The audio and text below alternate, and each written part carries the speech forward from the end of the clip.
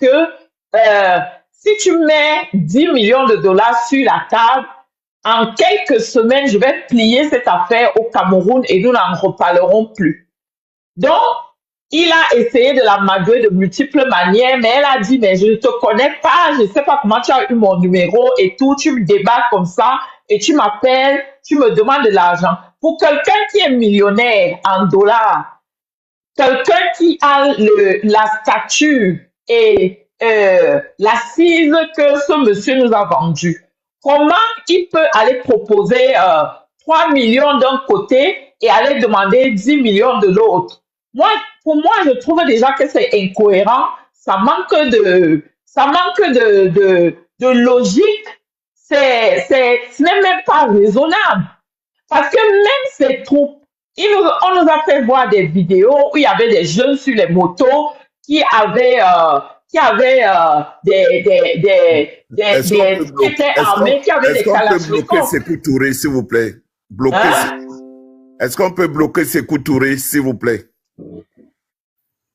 Donc, on a vu cette vidéo-là avec des jeunes qui étaient vraiment zélés pour aller combattre pour le Cameroun et tout. Mais malheureusement, après, on est venu nous dire que c'était même pas au Cameroun. C'est une image qui a été volée quelque part. Et on est venu nous présenter comme si c'était les hommes de Ben Modo qui étaient déjà sur le terrain, mobilisés et prêts à aller en découdre. Donc, ce que je veux dire, c'est que dans la croisée des chemins où le Cameroun se trouve aujourd'hui, Ben Modo, c'est un personnage qui vient troubler le jeu. C'est quelqu'un, en fait, qui voulait profiter de cette situation. Il dit qu'il est homme d'affaires, il a son entreprise qui s'appelle Potoma, qui avait gagné des marchés dans le cadre de la CAN au Cameroun et tout. Après, ça s'est mal terminé. Mais en réalité, personne ne maîtrise ce personnage qui est très sulfureux et qui, pour moi, est plus dangereux que autre chose. Donc, je sais qu'il va écouter encore ce live et j'assume tous mes propos. Et je suis prête à me défendre partout où il pourra attaquer.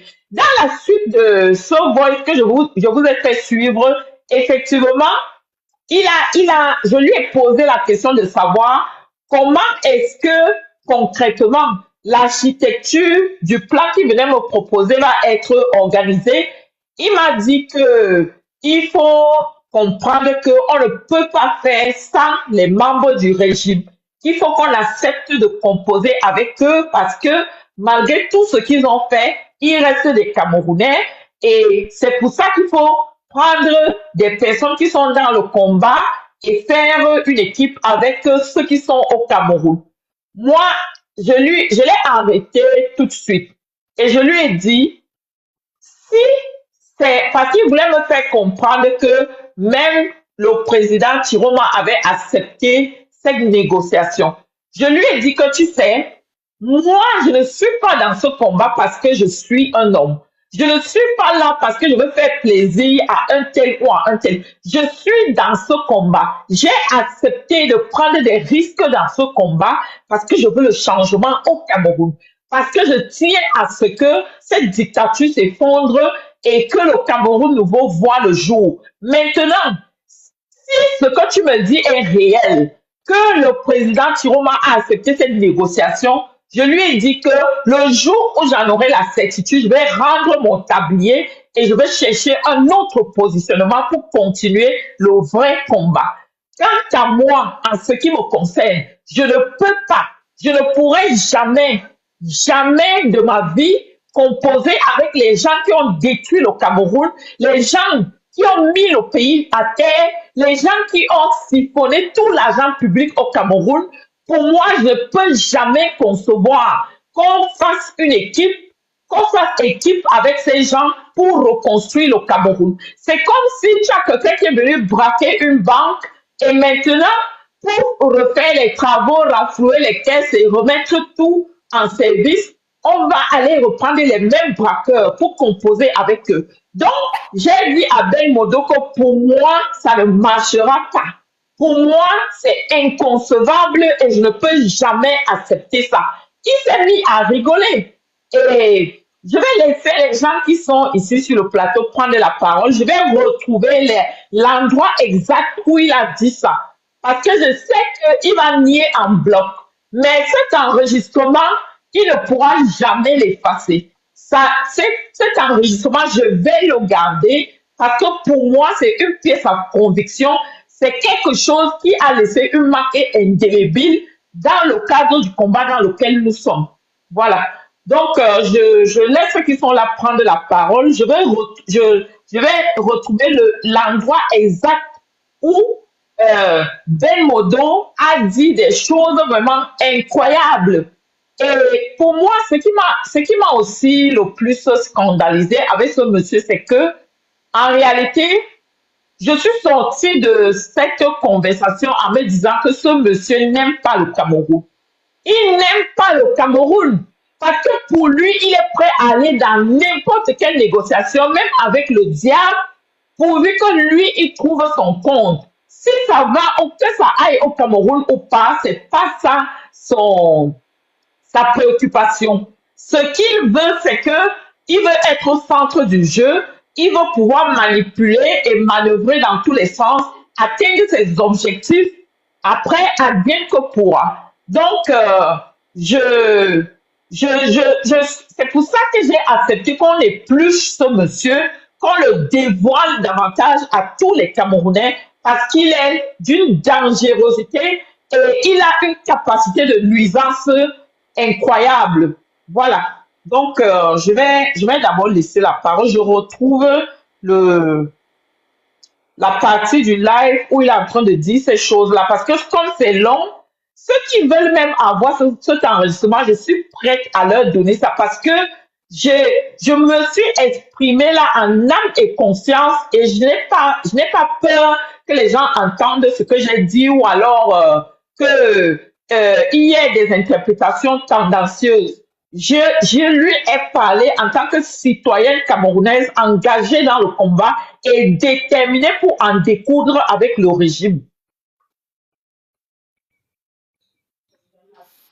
Merci beaucoup Ahmed pour les révélations que tu as faites et les explications qui viennent compléter ici tout le déroulé que notre général nous a servi ce soir avec les éclaircissements et preuves à l'appui. Comme quoi, quand on parle, quand on doit refléter ce qu'on recherche, le besoin de transparence. Donc, franchement, déjà un gros big up à ça parce que tout ce que vous avez dit, c'était prouvé, c'était documenté. Plus personne ne reviendra derrière dire que si c'est pas le Congo ça, ce sont des faits. Et il n'y a qu'une seule conclusion qui s'impose devant la vérité. On a eu droit à un Ben Modo, un affabulateur. Ceci dit, je vais passer la parole à Ampère pour qu'il puisse nous donner voilà son résumé, ce qu'il a vu, ce qu'il peut encadrer et encadrer ce fait dans le temps politique. Parce que c'est important de mentionner pourquoi maintenant, Ampère. Oui, bonjour à tous, bonjour aux panélistes. Toujours bravo à Sandy. Mon soutien au travail de Sandy que je connais depuis 2017-18. Une constance dans le travail, dans l'abnégation, dans le sacrifice pour le devenir de ce Cameroun que nous rêvons tous depuis 1990. Et la fois dernière, Sandy a parlé de l'action des femmes. J'ai beaucoup apprécié. Ça a été mon combat. Au Cameroun, il y a 51% qui sont des femmes, mais très peu de femmes dans le combat. Donc, j'en profite d'abord pour appeler aussi l'action des femmes, même Mardi, Skemda, Armel, Inong Chong, Sandy. Il faut que les femmes aussi se mettent dans ce combat. Comme au temps de l'UPC, Henriette Ekwe a fait un bon déroulé l'autre fois, montrant l'action décisive des femmes dans ce combat. Revenons sur ce qui nous intéresse. Je commence d'abord par les conseils. Mon âge commence à avancer et depuis 90, où je me suis lancé dans ce combat du changement, j'ai vu énormément de personnages comme Ben Modo. Leur point d'attaque, c'est toujours le sexe faible, les femmes. Là, il vous en avait cité à peu près 5. Je vous appelle à la vigilance. Vous aurez d'autres attaques de ces gens. Vous aurez d'autres attaques et faites l'appel à nous, vos grands frères, vos parents, toujours pour vous couvrir, pour vous prévenir de ces prédateurs politiques qui parcourent à gauche, à droite, passant par des fenêtres, par des sexes faibles. Et de deux, ce monsieur, franchement, il est décevant. Quel est l'intérêt de venir exposer une conversation, venir salir la mémoire d'une combattante, comme Sandy, devant la place publique? Un manque d'élégance. Et surtout, ce que j'ai vu, ce monsieur est très incohérent. Sandy a pris la peine. Et Sandy, tu as fait des études scientifiques? Oui, je suis... Oui. Et je l'ai remarqué sur la démonstration parce que franchement, tu n'as absolument rien à dire, rien à faire. Tu l'as démontré pièce par pièce, preuve par preuve, déduction par déduction. Tout ce qu'il a dit est faux. Ce qu'il a voulu faire, ça s'est retourné contre lui dès ce soir. Moi, je sais que Armel m'en avait parlé déjà comme ça. J'ai dit, j'ai eu vent de ces travers là-bas au Cameroun, sur la CAN, mais ça s'arrête là. C'est quelqu'un apparu de nulle part. Nous, les hommes, on ne le connaît pas dans le combat. C'est quelqu'un que j'ai connu à peu près il y a quoi? Il y a 5, 6, 7, 8 mois là. Quand le professeur, nous, on était en 2018, derrière le professeur Kamto, il n'était pas là. Donc, il y en a plein de gars comme ça. Et pour le premier jet, moi, j'appelle à la vigilance de ces jeunes dames qui commencent à entrer le combat politique. Attention, attention, vous êtes plongés dans un panier de crabes. Et les crabes, il y en aura toujours. Voilà, je vais laisser la parole à l'UPC. Merci. Merci, Ampère, pour les conseils. Avant de passer, UPC, avant que tu ne prennes la parole, j'aimerais que, voilà, à la lumière de ce que Sandy a dit, on a vu ici que tu peux revenir même sur les déclarations du Ben Modo lui-même. J'aimerais guider un petit peu ta réflexion. Si, à la lumière de ce qui a été dit, oui, c'est un affabulateur, c'est quelqu'un qui, voilà, s'imagine beaucoup de choses, qui tente désespérément de rentrer même dans l'opposition, quelqu'un qui tente d'infiltrer l'opposition, et quand ça ne marche pas, il use de plusieurs techniques, même un possible recrutement même auprès des équipes du président élu Issa Chiroma Bakari, comme l'a démontré l'audio qu'on a écouté avec Armel. Mais si on sait qu'il y a quelqu'un comme ça qui travaille pour le régime, parce que là, il travaille bien, actuellement, il est en mission pour le régime. Quand on voit une réaction comme ça, pourquoi maintenant, en politique, sachant qu'il n'y a pas de coïncidence, la coïncidence n'existe pas. En politique, il y a les règles des 3T, comme les politiciens nous l'ont dit. Si on questionne le temps, pourquoi maintenant, UPC? Prends la parole, s'il te plaît.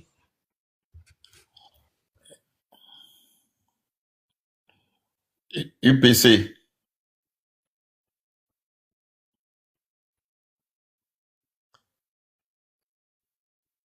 UPC n'est pas connecté.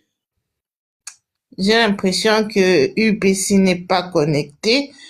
Bon, je vais retourner la question à la générale Sandia. Ma générale, parce que quand on écoute là aujourd'hui quelqu'un qui nous parle d'un projet, d'un budget de 70 000 milliards qui est pratiquement 10 fois disons 9 fois, oui, c'est ça, 9 fois le budget, non, disons parce que le budget de cette année 2026 c'est 8 800, donc on va parler de pratiquement 7 fois le budget que nous avons de tout le pays, hein. Et voilà, le budget que nous avons pour cette année de 2026. Ces personnes disent qu'il y aurait des entreprises disposées à injecter dans un pays sans garantie d'exploitation, sans garantie de retour, un budget qui serait 8 fois ce que le pays est en train sur lequel le pays est en train de tourner actuellement.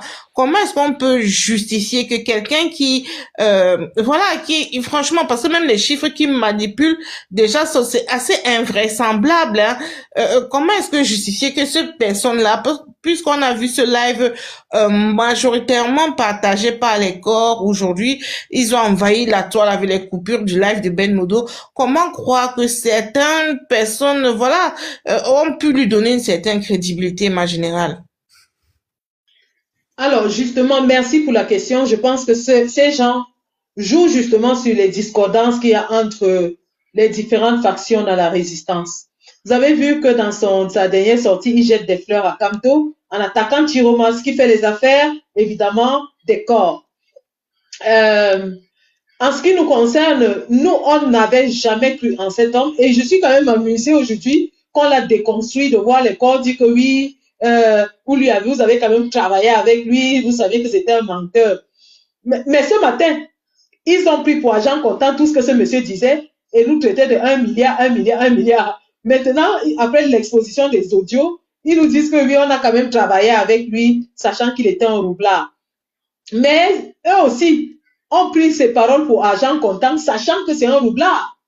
Ils ne vont pas me dire qu'eux, ils ne savaient pas que cet homme avait volé l'argent de la CAN et que Bibou Nissak était en prison à cause de cet argent de la CAN.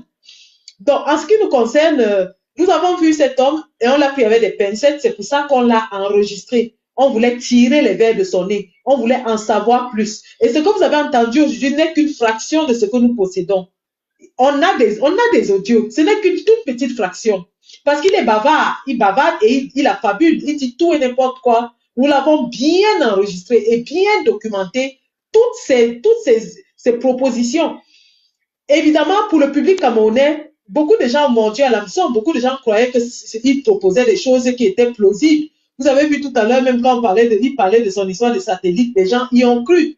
Mais il a suffi qu'on essaie un peu de confronter les chiffres qu'il propose à la réalité pour voir qu'en réalité, c'est des affabulations, c'est des choses irréalisables. Et je suis tombée des nues parce que le deuxième live que j'ai vu, son live de février, c'est aujourd'hui que je tombe dessus parce que je ne le suis pas. Et je me rends compte qu'il dit une chose et son contraire. Il dit qu'il a entre ses mains 70 milliards de dollars qu'il va partager à celui qui va gagner l'élection. Mais en même temps, il s'en va chez un autre président chercher 10 milliards. Et là, j'écoute Yamel qu'il est parti demander l'argent à Rebecca et Don John. Donc, du coup, un monsieur qui raconte des bobards à tout va. Il dit qu'il m'a proposé, qu'il proposait les 5 milliards là aux gens qui avaient les sociétés parce qu'ils devaient mettre les ouvriers. Mais il reconnaît quand même dans mon audio qu'il vient me proposer 5 milliards alors que je n'ai pas d'ouvriers. Je ne sais pas pourquoi il me proposait 5 milliards, je ne sais pas moi, à quoi consistait son plan. Il me dit que j'ai de la valeur, je dois demander de l'argent, on doit me payer pour ce que je fais. C'est assez incroyable que les Camerounais, par méchanceté, arrivent quand même à s'allier au suppôt du régime parce qu'ils veulent à tout prix contredire d'autres Camerounais. Je ne pense pas qu'ils étaient préparés au niveau des révélations que nous devions faire ce soir. Et je pense que ce soir, ils savent désormais que lorsqu'on parle, on parle avec des preuves. Et je leur dis encore, ne vous amusez pas à vouloir contredire ce que nous disons lorsqu'on vous dit qu'on a des preuves. Parce que moi, samedi, je ne parle pas de quelque chose que je ne connais pas. Si je n'ai pas de preuves de ce que je dis, je ne me prononce pas. Quand je me prononce, rassurez-vous que j'ai les preuves de ce que je dis de A à Z. Ce n'est pas propre, mais puisque vous nous poussez à bout et que dans les réseaux sociaux, il n'y a pas d'autre moyen de se défendre, eh bien, nous allons faire ce qu'il faut faire pour démontrer que ce que vous dites est faux. Donc, tenez-vous sur vos gardes chaque fois que nous allons, et c'est pour ça, il me demande que les voices du MRC vont sortir quand? Les voices du MRC et les captures d'écran du MRC vont sortir. À partir du moment où je dis quelque chose et que quelqu'un se lève pour venir me traiter de menteuse, je vais le démontrer. C'est ainsi et pas autrement. Et je ne vous ai pas dit que je suis à la recherche d'un poste politique ou bien de quoi que ce soit. Donc, merci. Je pense que quelqu'un d'autre peut continuer. Vous allez m'excuser, je suis en réunion en même temps. Donc, je vais un peu partir pour suivre la réunion.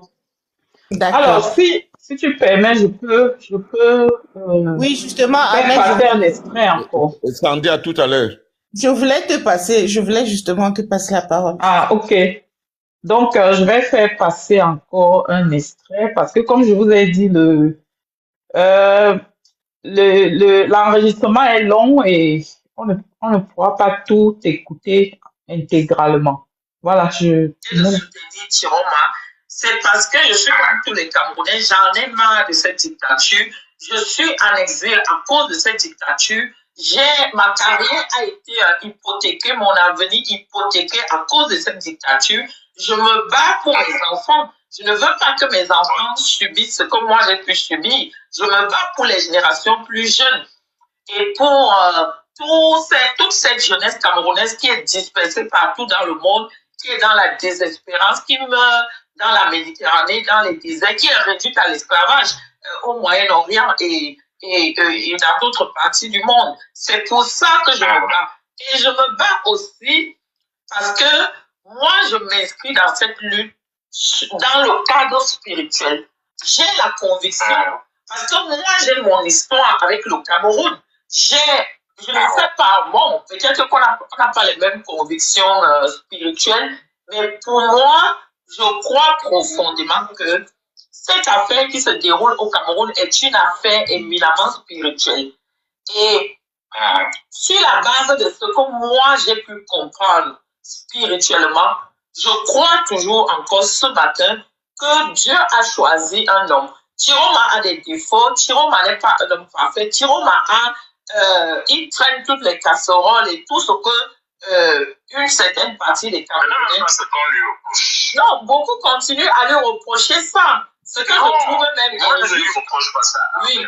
Moi, mon reproche à Chiroma, tu comprends, c'est le peuple t'a élu. Tu as obligation de défendre ta victoire. C'est une obligation. Des centaines de Camerounais sont morts. Des milliers de Camerounais sont en prison. Nous avons appelé ces jeunes qui sont morts à sortir. Nous les avons appelés à venir manifester. Des milliers sont en prison. Tu comprends un peu? Oui.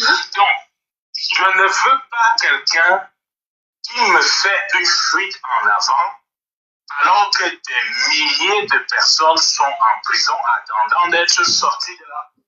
Je ne veux pas travailler avec quelqu'un qui vient tâtonner lorsqu'on connaît nous tous quelle est la solution. Voilà mon problème avec Chiroma. Ce que je veux dire, c'est que nous sommes sur la même page. Tu comprends? Sauf que moi, les éléments à ma disposition me montrent quelqu'un qui veut jouer. Et c'est pour ça que nous, on a dit, nous allons faire ça même par la force. Parce que on a vu quelqu'un qui veut jouer. Je t'ai parlé de mon expérience personnelle avec lui. Tu comprends un peu? Qui m'amène à la conclusion que il y a un truc qui ne sonne pas vrai dans le comportement que je vois. Et c'est pour ça que nous prenons les armes. C'est pour ça. Si on pensait que la stratégie de Chiroma était la stratégie gagnante, pourquoi on prendrait les armes? On resterait tranquille en sachant que, bon, voilà, on a une solution. Je ne sais pas si tu comprends un peu d'où je viens. Ben, ce que je veux dire, c'est en fait, le fait que Chiroma, lui, soit dans la posture où il est, Chiroma n'est pas un révolutionnaire. Chiroma n'est pas. Il n'a pas les mêmes. C'est ce qu'il nous a dit, Armel. C'est pas ce qu'il nous a dit. Il nous a dit qu'il est Chiroma. Ça, c'est ce qu'il nous a dit. C'est pour ça que des millions de Camerounais sont allés voter pour lui. Parce qu'on savait qu'il va défendre sa victoire. La victoire du peuple. Chiroma est en train de défendre sa victoire. Malgré les difficultés, il est en train de défendre sa victoire. Il y a beaucoup de choses. Mais il y a beaucoup de choses qui se passent dans les coulisses. Il y a l'offensive médiatique, il y a l'offensive diplomatique, il y a toutes ces choses qui se passent. Il y a même les choses qui se... Toutes les tractations politiques et tout. Je dis la Gambie et le Nigeria sont à la manœuvre. Je peux même dire la CEDEAO. Oui. Parce que l'un des chefs d'État dont vous parlez tout à l'heure, c'est le chef d'État ghanéen. J'ai entendu parler de ça aussi. Et ce que je veux dire, c'est que, bon, Chiroma Oui, je veux dire, avant que tu n'ailles dedans, Armel, si quelqu'un te dit qu'il y a des tentations visant à installer Chiroma, si quelqu'un te dit ça, la personne te raconte un montage comment est-ce que je vais appeler ça? C'est-à-dire que c'est la propagande. Parce que rien de cela n'est vrai. Le président ghanéen, c'est de lui dont je te parle. Tu comprends un peu ce que je suis en train de te dire? C'est de lui dont je te parle. Parce que c'est devant lui que j'étais. Ouais. Pour cette histoire. Tu comprends un peu? Donc, si quelqu'un te dit qu'il y a quelque chose qui est en train de se faire par derrière, j'entends la France va faire ceci, la France va faire cela. Je te dis que nous, on n'a pas contacté la France. C'est la France qui nous a appelés. Nous, on n'a pas contacté Israël. C'est eux qui nous ont appelés. Tu comprends? Donc, quelqu'un te dit qu'il y a quoi de diplomatique qui est en train de se faire. Ne crois pas à ça. Amen. Quand même tu parles, quand tu parles du Mossad, le Mossad fait partie intégrale du problème que nous avons au Cameroun. C'est les Juifs, c'est le BI. C'est ces gens-là qui ont renforcé cette dictature. C'est eux qui aident bien à réprimer les Camerounais de la même manière qu'ils ont fait à Gaza. Parce que les méthodes qu'on utilise... Ils ne sont pas stupides. Pardon? Ils ne sont pas stupides. Ils ne sont pas stupides. Je veux dire que... Eux-mêmes, ils savent qu'ils ne peuvent pas continuer leur soutien à Bia. C'est pour ça qu'ils sont en train de chercher des solutions. Parce que même ce monsieur Eran Moas va devoir répondre parce qu'il est responsable de beaucoup de choses au Cameroun. Il est responsable des détournements de l'argent public. Il gagne des marchés publics au Cameroun au détriment des Camerounais. Il a posé beaucoup d'actes. Il construit des boîtes de nuit et je ne sais pas quoi, des restaurants au Cameroun. La répression. On réprime les Camerounais comme des animaux, on les traite comme des moins que rien chez eux. Moi, je dis, c'est nous qui allons poursuivre ces gens-là. Donc, pour moi, ils font peut-être partie de l'équation, mais ils ont intérêt vraiment à quitter le Cameroun. Ils ont intérêt à partir. Parce que dans le Cameroun...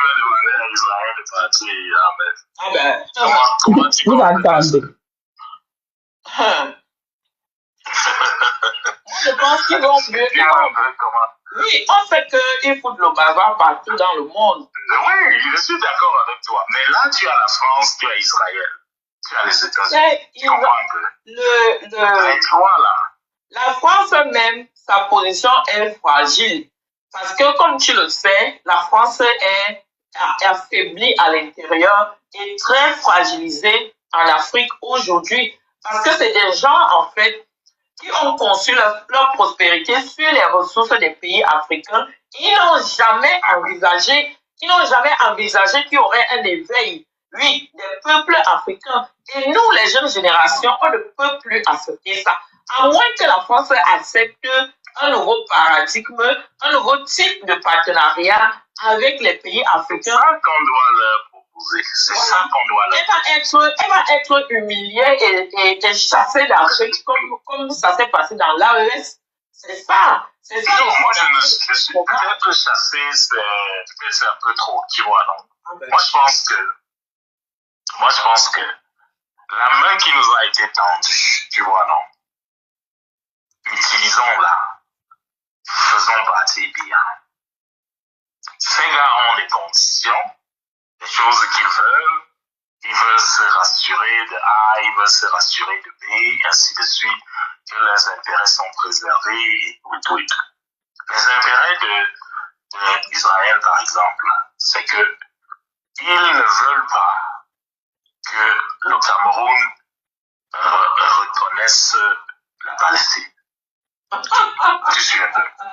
Non, mais il y a combien de pays, il y a même combien de pays dans le monde qui n'ont pas reconnu la Palestine? Il y en a combien? Non, en Afrique, presque tout le monde a reconnu. Il n'y a que 2 pays africains qui n'ont pas reconnu la Palestine. Et c'est pour ça que Israël a un peu une main pesante sur ces 2 pays. Tu vois, l'un d'eux est le Cameroun. Donc, si le Cameroun, qui est le plus grand de ces 2 pays, décide de reconnaître la Palestine, en réalité, ça fait qu'en Afrique, Israël aura perdu l'Afrique, en réalité. Donc c'est pour ça que pour eux, c'est quelque chose de stratégique. Maintenant, moi, ce que je pense... Bon, je vais encore m'arrêter là. Je pense que quand nous suivons, chacun peut se faire son opinion. Parce que, en fait, Ben Modo, c'est un maître manipulateur. Quand il t'approche, quand il vient, en fait, pour avoir une discussion avec toi, le but d'abord, c'est de te dominer dans cette discussion, de te faire un lavage de cerveau et de commencer comme ça à infuser des choses qui sont pratiquement improbables. Parce que quand il dit que le problème d'Israël et des Juifs qui sont au Cameroun, le fait qu'ils soutiennent la dictature, c'est juste parce qu'ils ne veulent pas d'une nouvelle gouvernance qui va reconnaître la Palestine. Moi, je trouve ça puéril, je trouve ça vraiment, comment dire, trop petit comparé à la grandeur du Cameroun. Et comme vous avez entendu, il a dit, il faut que vous leur donnez juste ce qu'ils demandent. Il a parlé d'Israël. Après, il va parler des gens du régime. Il va dire que c'est pas des monstres, c'est pas des gens, en fait, qu'il faut juste rabrouer comme ça et tourner la page, que c'est impossible, en fait, de renverser cette dictature et de passer à autre chose. Il va falloir accepter de composer avec eux. Il va falloir avaler sa frustration, son ego et continuer avec les mêmes gens. Donc, Ben Modo tient des propos. Je n'ai même pas suivi sa vidéo, mais j'ai eu les échos. J'ai eu les échos de ce qu'il a dit et de ce qu'il pense de nous. Franchement, je trouve qu'il est très malhonnête. Il est très mal placé pour dire de telles choses parce qu'il n'est qu'un opportuniste. Il est un opportuniste, en fait, qui approche les gens pour profiter de leur vulnérabilité. Et il cible, comme Ampel l'a redit ici, il cible prioritairement les femmes. Il y a beaucoup d'hommes qui sont autour de Tiroma. Il y a beaucoup d'hommes dans l'opposition au Cameroun. Mais je n'ai pas, pour ceux que je connais, personne ne m'a dit que Ben Modo l'a approché. Toutes les personnes, en fait, qui ont révélé que Ben Modo les avait appelés, les avait contactés et tout, c'est toujours des femmes. Ça veut dire que, en fait, c'est quelqu'un qui est d'abord macho. Il sent qu'il est un mâle alpha qui veut dominer et il veut profiter, en fait, de ces ardeurs-là et de ces allures pour atteindre ses objectifs qui ne sont que matérialistes. Il n'en a rien à cirer de la chute du régime, de la libération et la délivrance du Cameroun. C'est clair et net aujourd'hui. Il n'a pas, c'est pas son objectif. Il a des objectifs personnels, il a des visées qui sont individualistes et égoïstes. Et pour moi, clairement, il n'a rien à faire dans ce combat. Voilà, je vous laisse encore la parole, je vais revenir après. Ok, merci beaucoup, Amel. UPC, tu es là, tu es revenu? J'étais parti où? Je suis là. Non, parce que tout à l'heure, tu as interpellé pour avoir ta réaction à chaud. D'accord. D'accord, ok. Je pense que j'avais un problème avec mon micro. J'essayais de le mettre en ordre là, mais ça posait un problème. Bon, déjà, j'aimerais signaler préciser que ce live a été très suivi. Parce que moi, j'ai pris le relais. Il y avait autour de 750 personnes chez Sandy là sur Facebook. Hein. Et puis, comme j'ai pris le fil sur TikTok, j'ai atteint je pense un maximum de, je crois, 250 ou 270 personnes. Donc, il a été largement suivi. Donc, on a oscillé de façon claire entre 700 et 1000 jusqu'à ce que on passe maintenant sur TikTok chez Sandy. Donc, je pense que la vidéo de Ben Modo a a énormément tourné, celle-ci également a énormément tourné. Et elle va tourner davantage. Bon, ça c'est déjà ce que je voulais dire. Une autre information, Maître Alice comme Makini Tchameni et Henriette Ekwe ont remis au prélat de Douala aujourd'hui le mémorandum pour la libération de Ndiekam Tchameni et de tous les prisonniers politiques. Ce mémorandum a pour destinataire le pape Benoît, le pape Léon XIV, je crois, oui, c'est ça, pape Léon XIV. Donc, ça, c'est pour les informations et nous encourageons les gens d'aller signer la pétition qui a passé le seuil de 500 000 personnes et l'objectif, c'est d'avoir 1 million de personnes. De toute façon, par rapport, nous avons Aladi Loukman est introuvable, donc nous allons continuer la lutte pour la libération des prisonniers politiques jusqu'à ce que le dernier soit libéré. Et n'oublie pas notre tristesse pour la dépouille de notre grand frère Anissé Kane. Ok. Alors, il y a eu, par rapport à la décision de justice, c'est ça? Oui, c'est ça. Oui, donc la justice a décidé que ce sont ces enfants qui doivent l'enterrer, contrairement à ce que Anissé Kane avait souhaité.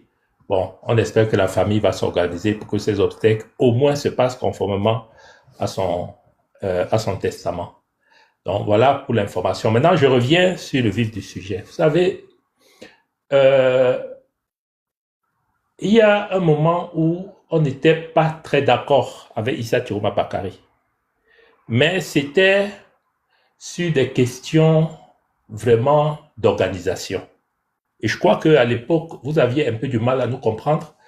Et heureusement que les femmes de cette résistance-là ont été assez prudentes pour pouvoir garder toutes les preuves pour mettre à nu cet imposteur.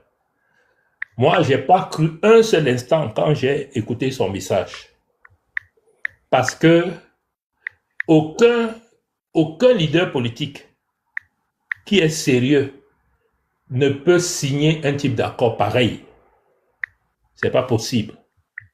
Et nous savons tous qui est ce personnage-là, avec le scandale de la CAN 2021. Moi, personnellement, j'y ai pas cru.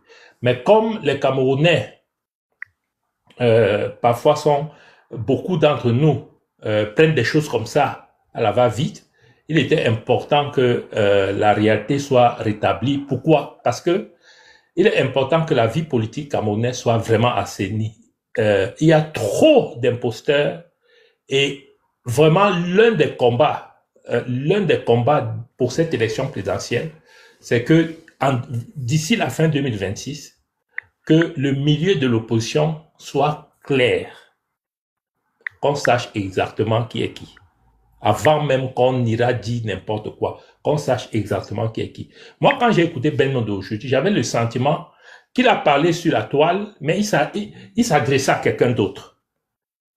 Je me suis demandé, mais il a signé quoi avec qui? Ou bien qui l'a envoyé? Parce que le timing de sa sortie, c'est quand même curieux. Et quand j'ai vu des personnes qui ont relayé, en réalité, on n'est pas dans une logique. Justement, et les partages massifs. Voilà. On n'est pas C'est- dans une logique de règlement de compte ou bien je vais avoir raison, etc. On est dans un contexte où on a des problèmes qu'on doit régler. La crise post-électorale, il faut régler ce contentieux-là et on ne peut pas le régler si nous sommes en rang désordonné. On a l'affaire des prisonniers politiques qui fait toujours partie du contentieux post-électoral. Donc, tout ça, on doit régler. Donc, quelle était même l'opportunité? C'est-à-dire que même s'il voulait même si c'était quelque chose de sérieux, est-ce que c'est dans les réseaux sociaux qu'on interpelle un dirigeant de ce niveau quand toi-même tu te prends au sérieux? Voilà des choses qui m'ont interpellé et je me suis dit non, il ne s'adresse pas à nous. Je ne sais pas s'il a signé des trucs, si on lui a donné de l'argent, s'il a promis des choses, et c'est à ces gens qu'il s'adresse. Et donc, moi, dans mon analyse, je me suis dit, tel que je vois fonctionner, parce que l'histoire, contrairement à ce qu'on doit dire, l'histoire doit nous enseigner. On a eu des gens qui sont décédés comme ça. Quelqu'un te dit, j'ai des choses à signer. Toi, tu te lèves, tu dis, allons signer. Tu arrives là-bas, il t'envoie un bon poison, ou bien on crée des situations, toi, tu es parti. Ça peut être la prison, comme Tiroma a eu raison d'être prudent. Moumier est mort à Genève parce qu'on lui avait dit qu'il y a un monsieur qui arrive pour les histoires d'aller acheter des jouets, des choses comme ça. Et il a été éliminé. Même l'histoire de Guérandi est très floue, toujours avec ses intermédiaires bizarres. Et ici, on a eu une grande démonstration d'un grand mafieux que personne, heureusement, n'a pris au sérieux. Et je crois que Issa Tiroma, j'avais fait un live, j'ai dit, est-ce que c'est l'un des derniers chefs historiques de notre, et nationalistes historiques de notre époque? Parce que, il a eu des réflexes importants. Il a clairement dit, et moi, je termine par là, et c'est ce que j'ai écouté, il a clairement dit, je ne veux pas vendre le Cameroun. L'autre personne dit, de toute façon, le Cameroun est déjà vendu, il faut que tu signes. Mais on signe quoi? On signe des accords pour que les gens viennent prendre le Cameroun, supposons même que ce soit sérieux, que les gens viennent prendre le Cameroun, mais Issa Tiroma va jamais diriger le pays dans ce contexte-là. Donc le fait qu'il ait pensé dans sa tête que je ne veux pas vendre le Cameroun, pour moi, c'est un point positif. Première chose. Deuxième chose, le fait que il ait essayé par tous les moyens et que ce sont les femmes qui ont résisté, et que ce sont les femmes à la dernière minute là aujourd'hui qui ont tordu ses bras. Je suis vraiment très content et je dis bravo aux femmes de la résistance. Je pense que vous devriez à la fin ici là, même demain, prendre vos téléphones, appeler Henriette Ekoué, lui raconter toute l'histoire qui s'est passée. Et elle aura des mots, elle aura des exemples qu'elle pourra vous donner et qui vous permettront d'évoluer davantage. Je pense que c'est un cas d'école. C'est une formation, comme on dit, c'est une formation sac au dos. On peut être révolutionnaire parce qu'on s'est assis, on a été enseigné. Mais quand vous êtes dans une telle situation, prenez le téléphone, vous appelez Henriette Ekoué. Elle a connu ça. Elle a connu des flemmards comme ce monsieur-là. Vous appelez, vous dites, maman, voilà la situation. Vous lui expliquez toute l'histoire. Je vous assure qu'elle va vous trouver une anecdote dans l'histoire. Et elle va vous donner des conseils qui vous permettront d'être encore plus percutantes face à ces gens. Parce qu'ils viennent vers vous parce que vous êtes des femmes. Peut-être même que s'ils allaient vers un homme, l'homme allait même se faire avoir. Ils viennent vers vous parce que vous êtes des femmes. Et ils pensent que en venant avec un charme, vous voyez, il est habillé en costume 3 pièces, bien coiffé, il fait le beau, il parle bien. Il se dit, en venant vers vous, peut-être que la séduction va faire que vous allez perdre le nord. Mal lui en a pris. Les preuves sont tellement accablantes que je ne sais pas qui peut imaginer encore ce soir que ce personnage est quelqu'un de sérieux. En réalité, c'est un escroc. Je m'arrête là. Ouais, et puis c'est pour terminer, avant de passer la parole à Marlise. Marlise, voilà alors une occasion de réfléchir sur la formation d'un collectif des femmes de la résistance. Quand je dis des femmes de la résistance, des vraies femmes de la résistance, pour former vraiment un bloc. Je vois Marlise, je vois Sandy, je vois Kemda, je vois Armel, je vois mon ami Nongchong. Vraiment, ces femmes doivent maintenant faire un vrai collectif de vraies femmes de la résistance, parce que les coups de butoir, comme celui de Ben Mondo, vont encore venir. Hein. Moi, je les ai vécus. Donc, essayez de vous organiser de votre côté. Voilà, je te laisse la parole. Merci, Ampère. L'idée est retenue. On va maturer. Alors, on va passer la parole à Kamer Kodja. Kamer Kodja, dans ton déroulé, s'il te plaît, j'ai une petite préoccupation. Hein. C'est peut-être un peu vicieux, mais ça me taraude l'esprit. Et je ne sais pas si on pourra aller dans le sens là ensemble, toi et moi. Je me pose toujours la question sur le timing. Pourquoi maintenant? Sachant qu'en politique, il n'y a rien de de faits au hasard. Est-ce que la sortie de Ben Modo, au final, n'est pas une sortie commandée? Parce que voilà quelqu'un qui se trouve en plein live, qui affabule et qui est même pris au piège des chiffres. Quelqu'un qui dit on aura un investissement pour faire des entreprises, 5000 entreprises qui vont employer 5 millions de Camerounais et tout ça, ça sera réparti sur 5 milliards. Tu vois, il est complètement perdu dans les chiffres parce qu'il a besoin de justifier quelque chose, il a besoin de dénigrer Sandy de Boston. Mais on remarque que un affabulateur pareil, le message est massivement relayé, alors que c'est clairement stupide. Le message est massivement relayé. Et pourquoi est-ce que, selon toi, Kamel, pourquoi maintenant? Est-ce que c'est une sortie commandée? Le timing. Vas-y, prends la parole. Ouais, Malice, merci de me donner la parole. Avant que tu nous poses ta question, moi j'avais déjà ça en tête. Je voulais reposer aussi la même question que, est-ce que Ben Modo n'a pas été envoyé par un des membres du régime en place? 2, est-ce que ce n'était pas une sortie commandée? 3, est-ce que ces gens-là qui en veulent à Sandy, Tchumbu, Malice, à nous autres, est-ce qu'ils ne sont pas dans des back-office pour chercher des gens qui ont des éléments accablants contre nous? Je me suis posé toute cette question. Parce que, déjà, j'ai pas compris qu'un homme de sa carrure, de son âge, puisse allumer la caméra et mentir sur le nom d'une femme. Dire que c'est lui qui contacte Sandy pour que Sandy parle de Tiroma. Et Sandy nous a démontré, avec des preuves factuelles, que Ben Modo entre en contact avec elle quand elle avait déjà commencé. Elle a commencé à parler de Tiroma en août. Ben Modo la contacte en septembre.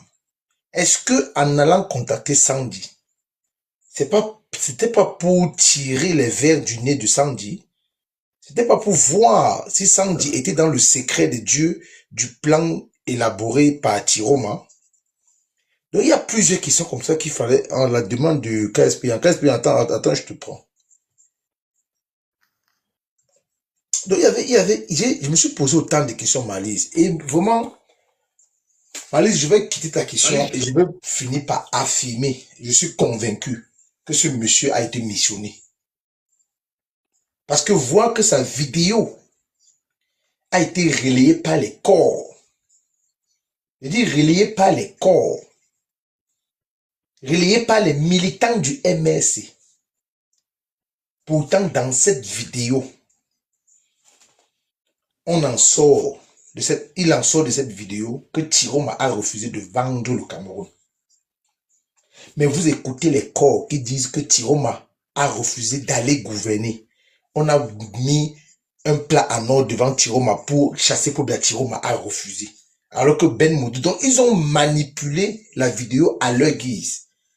Alors que Ben Modo, et dans cette vidéo, j'ai compris aussi quelque chose. Que Sandy n'a pas cru en Ben Modo. Sandy n'a pas travaillé avec Ben Modo. Sandy a dit à Ben Modo que pour donner mon avis et ma réponse, je veux le numéro de Tiroma. Parce que Sandy voulait être clair. Elle voulait voir clair si Ben Modo, effectivement, c'est Tiroma qui l'envoyait. Voilà donc le combat des Camerounais. Juste parce que vous avez des idées différentes avec certains de vos compatriotes. Non, ils veulent vous abattre. Maintenant qu'on a démontré que Ben Modo c'est un menteur, ils disent que oui, on savait que c'était un roublard, mais on a travaillé avec lui. Quel mensonge! Ils ont vu qu'on a travaillé avec lui. Le type a toqué à toutes les portes, il cherchait la route partout. Il proposait monts et merveilles aux gens. Il vient, il te dit que non, il travaille avec Israël. Après, il te dit que c'est la France. Là-bas, il dit que c'est les États-Unis. Il raconte tout et n'importe quoi. Quand eux, ils appréciaient aujourd'hui ce que Ben Modo a dit, il n'était pas un traître. Subitement, quand on démontre que c'est un menteur, ils disent que on a quand même travaillé avec lui.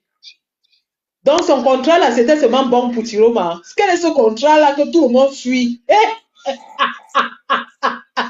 Tous les candidats ont fui ce fameux contrat. Tout le monde a ça. c'est terrible. Non, la question que je me pose, lui-même dans cette vidéo, il dit que Paul Biya a maintenu les Camerounais dans la pauvreté pendant 45 ans. Lui-même dans cette vidéo, il dit que Paul Biya a déjà vendu le Cameroun parce que Tiroma a refusé de vendre le Cameroun. Il dit qu'il a ri et qu'il a dit à Tiroma que Paul Biya a déjà vendu le Cameroun. Mais comment il a les moyens?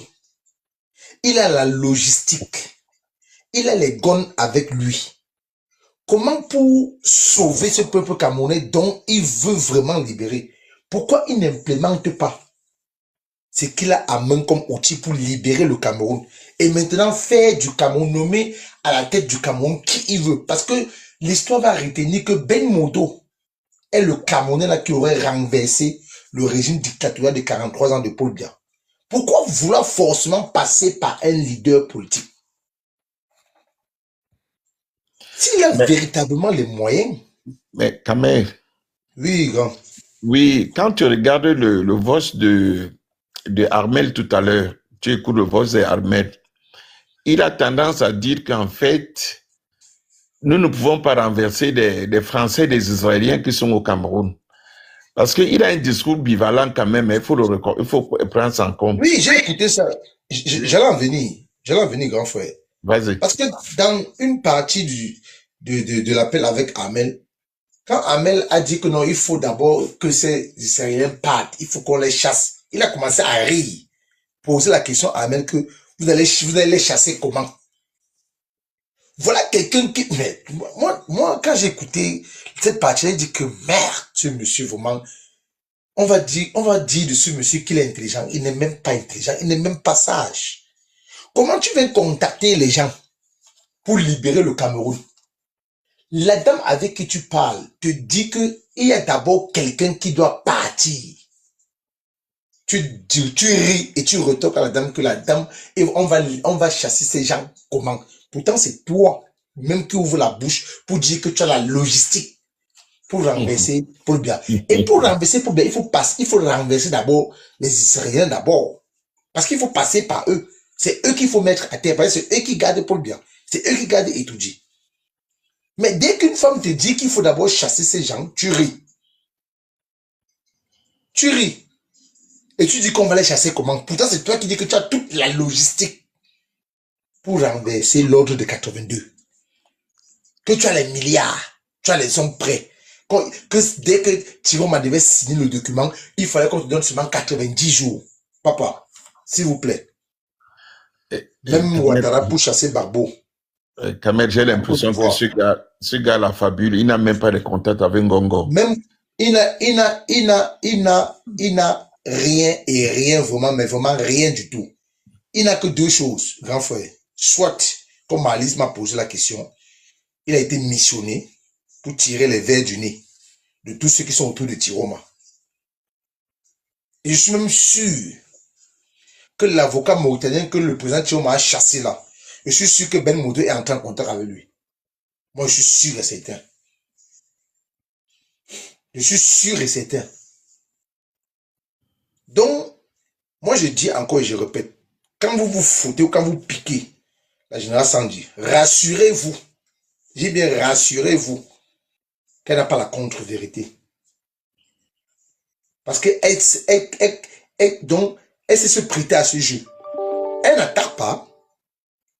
Elle ne lance pas les pics. C'est toujours vous qui venez la provoquer. Et tant que vous allez la provoquer, tout sera su. Tout sera su. Et je vais vous dire quelque chose. C'est pas parce qu'on décide de fermer la bouche que vous croyez que non. Moi, j'ai un élément accablant. Je ne vais pas dire contre qui. Et il vit ici en Belgique, c'est un couple. Mais moi, je ne vais pas me prêter à ce jeu. Moi, je ne vais pas me prêter à ce jeu. Parce que je vois maintenant, je vais sortir un peu du contexte de Ben Modo, s'il vous plaît, excusez-moi, quelques minutes. Je vois maintenant les militants et cadres du MSC s'agiter sur la toile. Que non, le MSC n'a jamais été lié à la base et tout, commencer à nous insulter, nous traiter de tout et de rien. C'est parce qu'on respecte encore ce parti politique. Bon, moi, je respecte encore ce parti. J'ai qu'un seul élément. Et ça s'est passé à Zaventem. Ceux du MSC qui sont là, quand ils disent Zaventem, ils vont comprendre. À l'époque, je travaillais encore avec le général Niak. Ça s'est passé à Zaventem.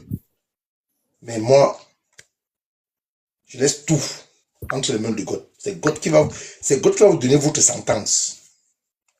Pour vous moquerie. Votre condescendance. Pour votre mépris. Pour moi, je dis que c'est God qui donnera votre sentence. C'est God.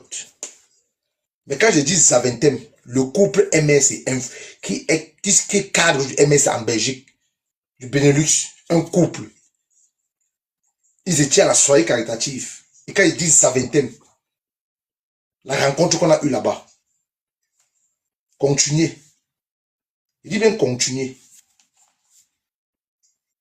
Malise, il ne faut pas que je sorte vraiment de mes gonds. D'accord. De la parole. Déjà, on va continuer avec le panel pour recueillir, voilà, ce que les impressions de tout le monde. Bonjour, Elché. Bonsoir, pardon, c'est même déjà la nuit. Elché, tu as suivi, voilà, le déroulé que Sandy a fait, une déconstruction scientifique et méthodique, voilà, des affabulations de Ben Modo. Et on a vu aussi, voilà, la sortie que Armel a apporté, les compléments d'information que Armel a apporté, audio à l'appui, voilà, de qui est réellement le personnage. Voilà, on a l'impression que c'est quelqu'un d'assez instable au final, parce que c'est même à se douter s'il est encore, voilà. Soit il est vraiment un personnage très instable, soit c'est quelqu'un qui vraiment travaille à la solde du régime. Alors, chez toi, qu'est-ce que tu en penses? Qu'est-ce que tu as retenu précisément de toutes les informations qu'on nous a données ce soir? Comment tu peux analyser ça et les conclusions que tu peux en tirer, Elchi? Ah, Malice, bonsoir d'abord, bonsoir tout le monde. Ampère, UPC, Kamer, bonsoir. Bonsoir, Elché. Amel, vraiment, merci pour le déroulé que vous avez fait, le déroulé magistral que Sandy a fait ce soir. Honnêtement, j'ai mal à la tête. Ça, je vous assure, j'ai vraiment mal à la tête. Ça, pour un Camerounais normalement constitué, il doit comprendre que ce combat a trop de choses en dessous.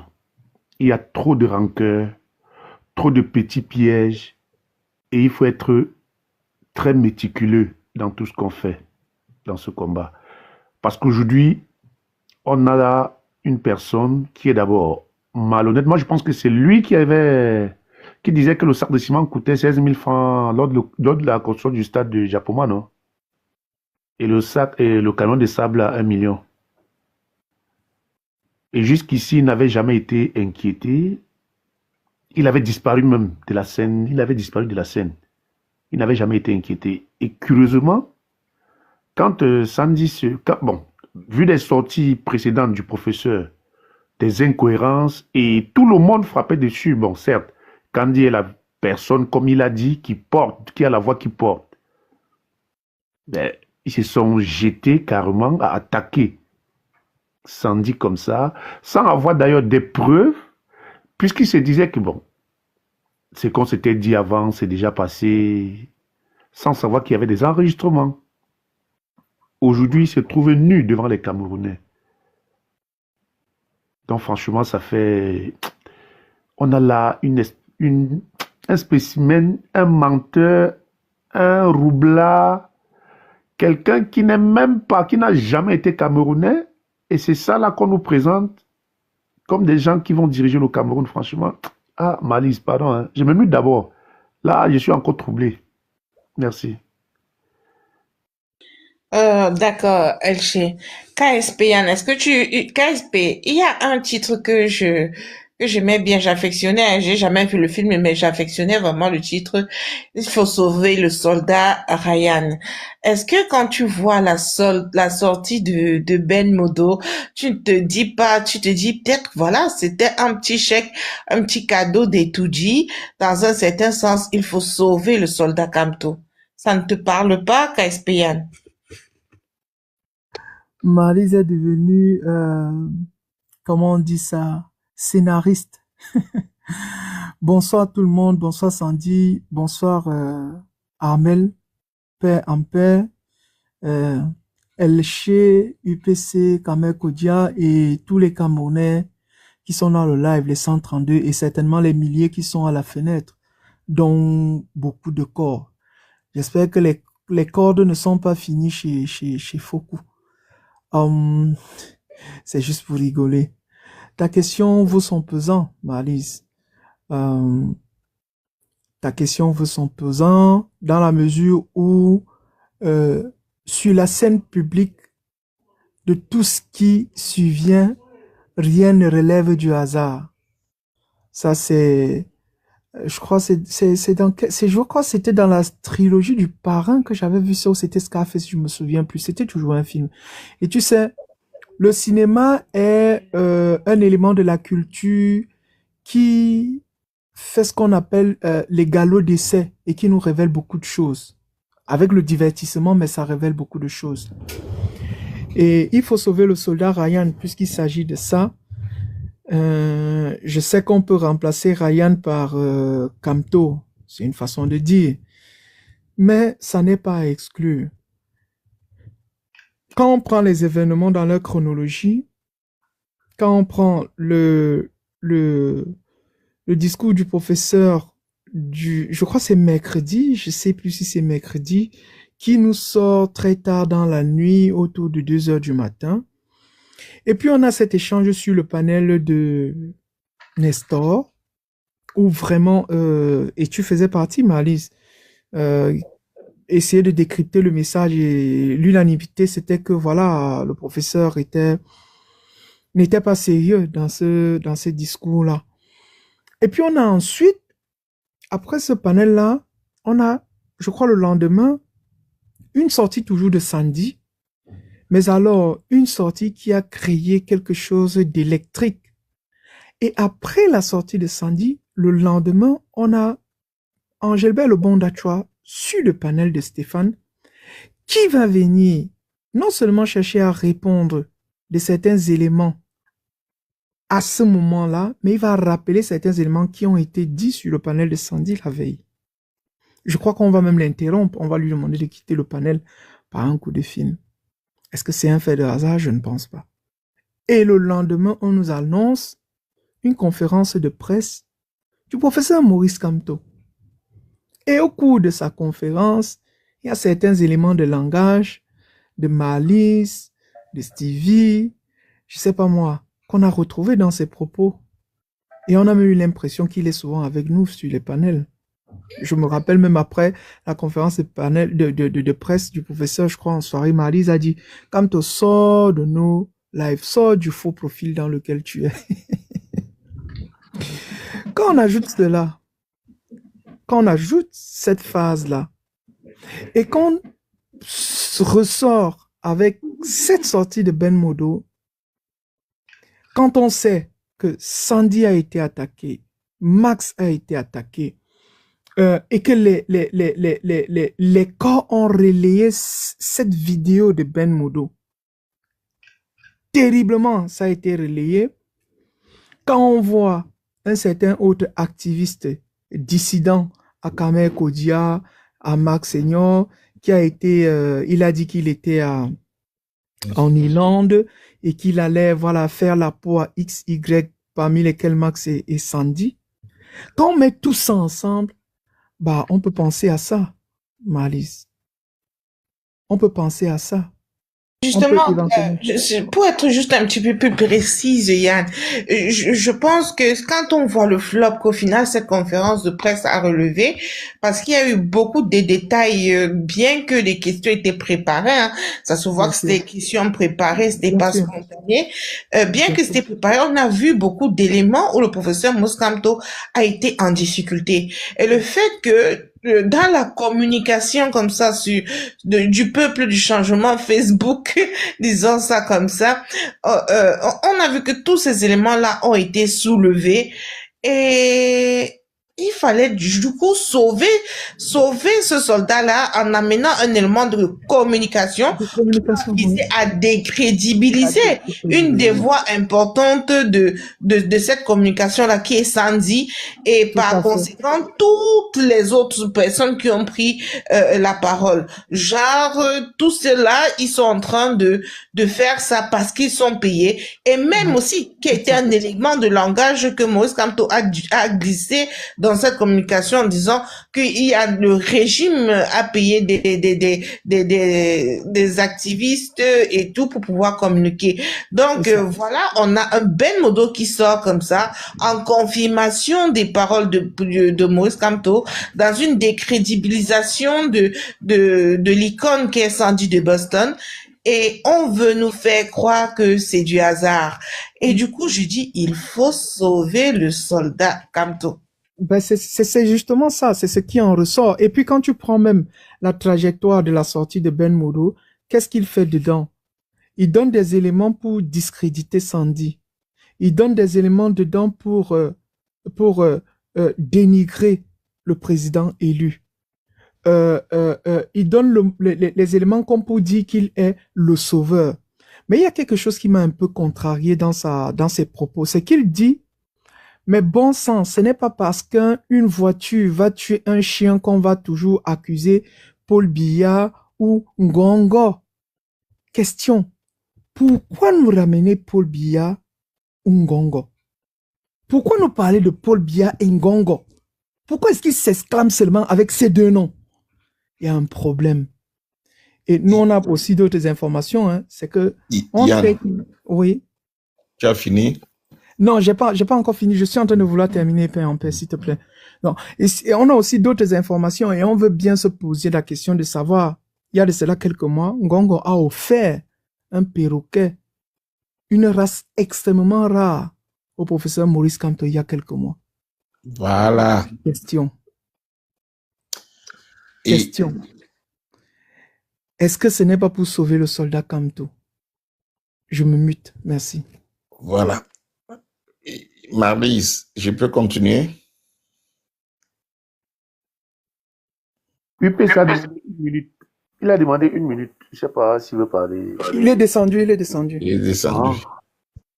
Ton micro est muté, hein, ou bien tu... Oui, il est muté. Parce que, pour rebondir sur ce que Yann dit, nous avons donc une vidéo, déjà, où le professeur Kamto disait que Ngongo était son ami numéro 1. Numéro 2, il y a un événement qui arrive là.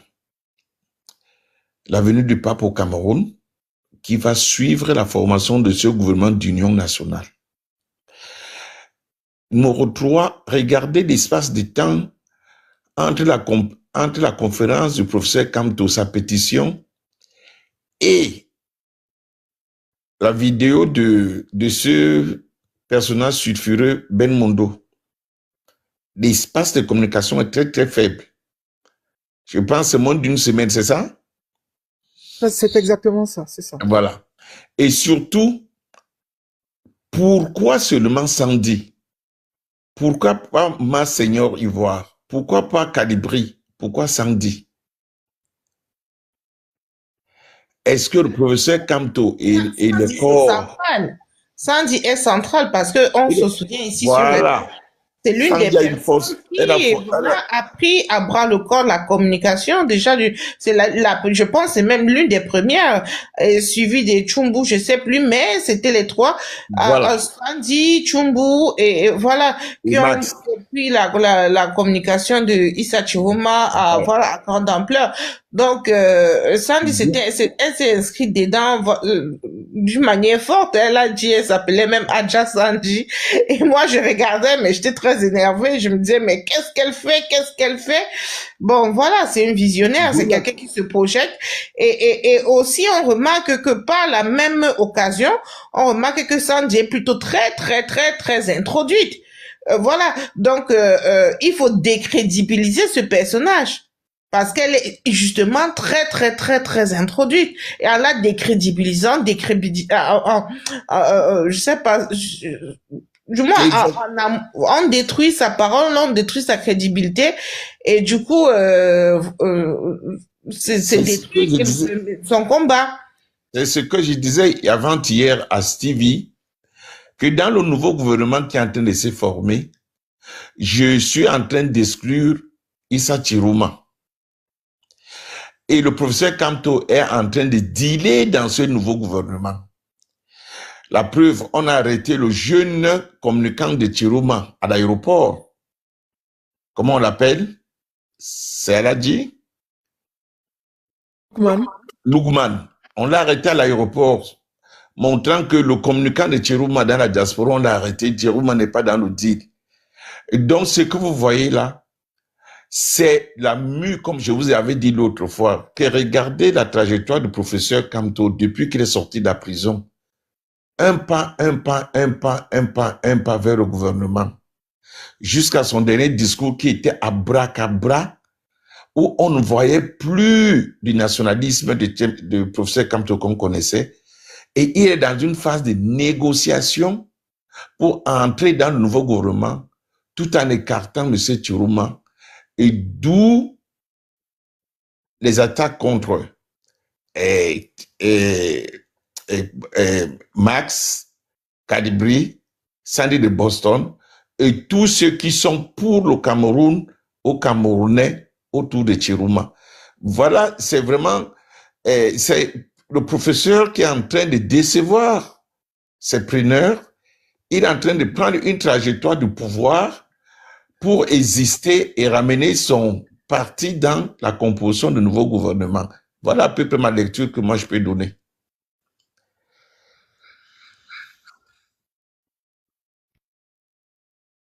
Tu as la parole. Oui. Malice, ton micro. Et les mamans, peut-être elle est en train de Yann, s'occuper de repas. Ouais, elle Yann, sait. il y a une question qui me taraude l'esprit depuis. Il fait comment, ce monsieur fait d'abord comment pour avoir les numéros de Sandy, de Armel et de toutes ces femmes qu'il contacte tout le temps? Amel est là, elle peut te répondre. Amel, il a fait comment? Il a En fait fait, comment ce pour avoir qu'il ton faut numéro? savoir, c'est que Ben Modo il est dans beaucoup de groupes. Par exemple, il y a un groupe que Calix Béala a créé qui s'appelle Réarmement Moral. Il y a beaucoup de personnalités, hein. Il y a même Akere Mouna qui est dans ce groupe, le professeur Boni et tout ça. Je me suis rendu compte qu'il était dans le groupe et il a régulièrement des altercations avec des gens là-bas.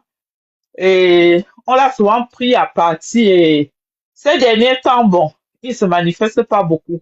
Il est dans le groupe avec Ben Aki. Sandy a parlé du SSC ici, de Ben Aki.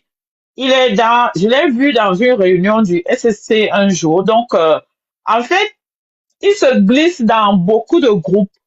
Et je pense que à travers cette présence-là, il récupère les contacts des gens et il peut les aborder facilement.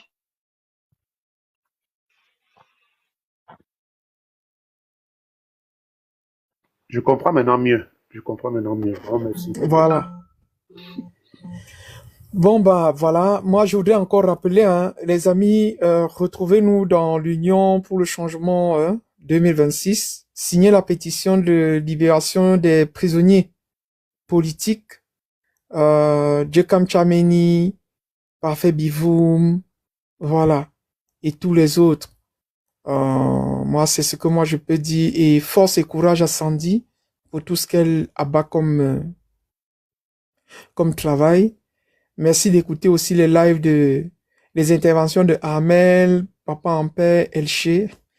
Et soyez très nombreux aussi souvent au live de Marlise, qui est très pertinente. Moi, je vais apprêter ma journée pour demain et je vais vous laisser passer une bonne soirée.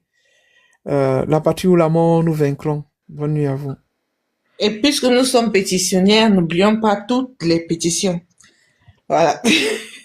Il y a UPC 48 qui fait aussi des lives très, très courus, très intéressants. Voilà.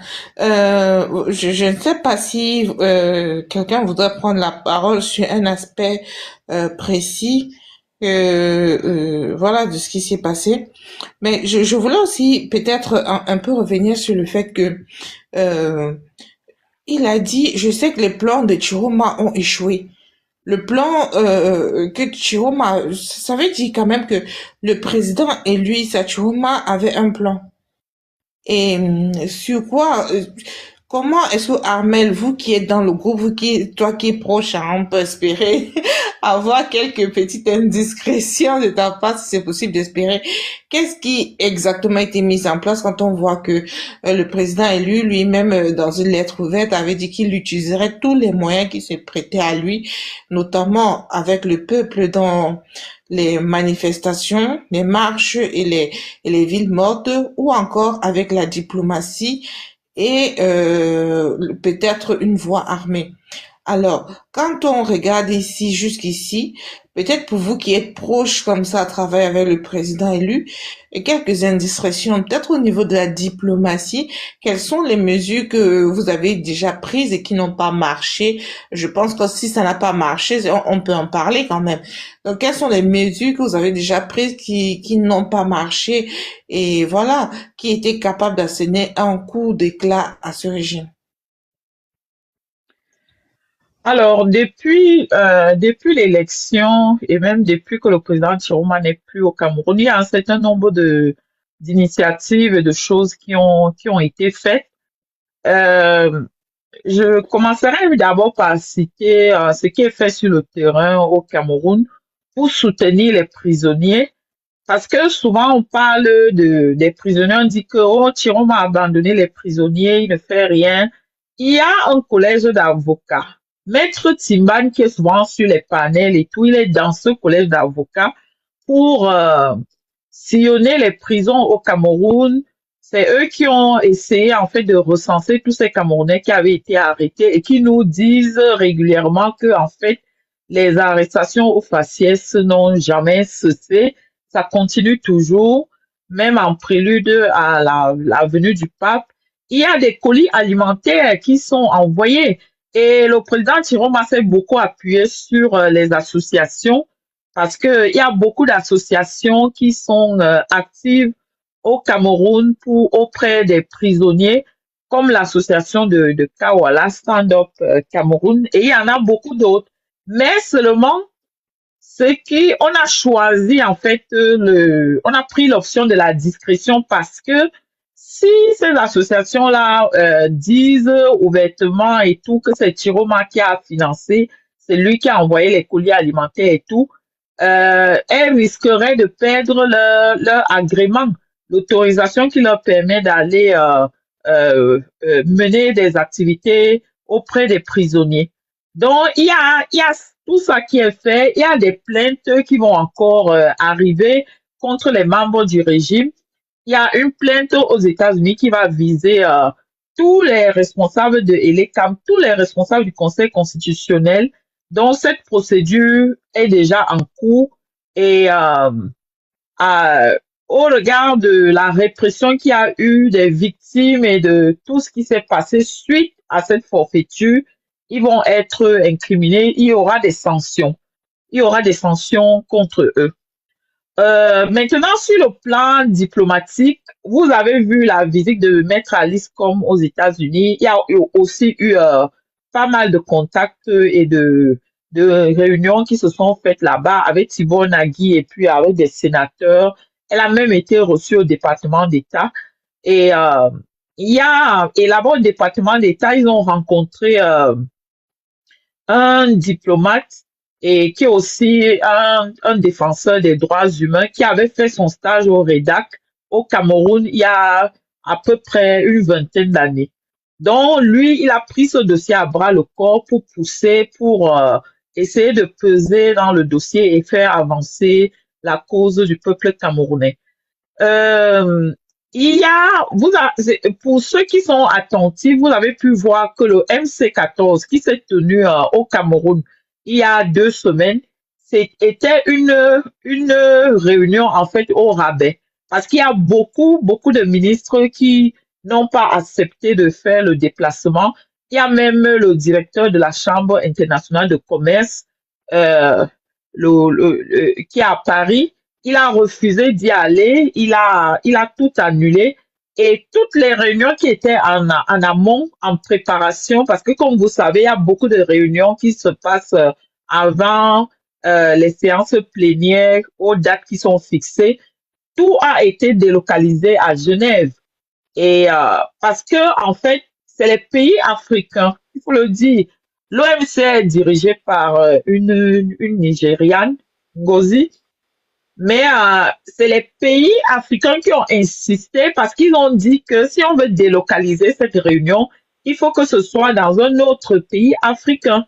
Et l'OMC disait qu'ils n'ont pas les moyens matériels, le temps et la logistique pour déplacer la réunion peut-être vers la Côte d'Ivoire ou bien le Sénégal ou un autre pays. Et la seule option, c'était de tout faire, de tout délocaliser à Genève. Et ils ont dit qu'ils ne veulent pas, il y a eu ce bras de fer là. Donc, c'était une réunion au rabais et ça fait mal aux restaurateurs, aux hôteliers et à tous ceux qui espéraient faire du business autour de cet événement. Ça, on ne le dira jamais à Yaoundé parce que, bon, les feuilles de chou là-bas ne parlent pas de ce type de choses. Maintenant, s'agissant toujours de la diplomatie, il y a une délégation qui va encore être à Rome demain pour rencontrer le pape. Il y a déjà eu plusieurs missions, des lettres que le président Chiroma a envoyées au Vatican pour attirer davantage leur attention et leur dire que vous apprêtez à aller visiter le Cameroun. Il faut connaître quelle est la situation politico-sociale au Cameroun aujourd'hui. On a des problèmes sécuritaires, on a toutes sortes de problèmes dans ce pays et que cette visite ne soit pas pour aller adouber un régime qui est illégitime. Voilà. Le pape a même déjà répondu une fois, en tout cas ses services, en disant que il est au courant de ce qui se passe au Cameroun et qu'il espère aborder ces questions avec les autorités une fois qu'il sera sur place. Donc, ce que je veux dire, c'est que il y a beaucoup de choses qui sont faites.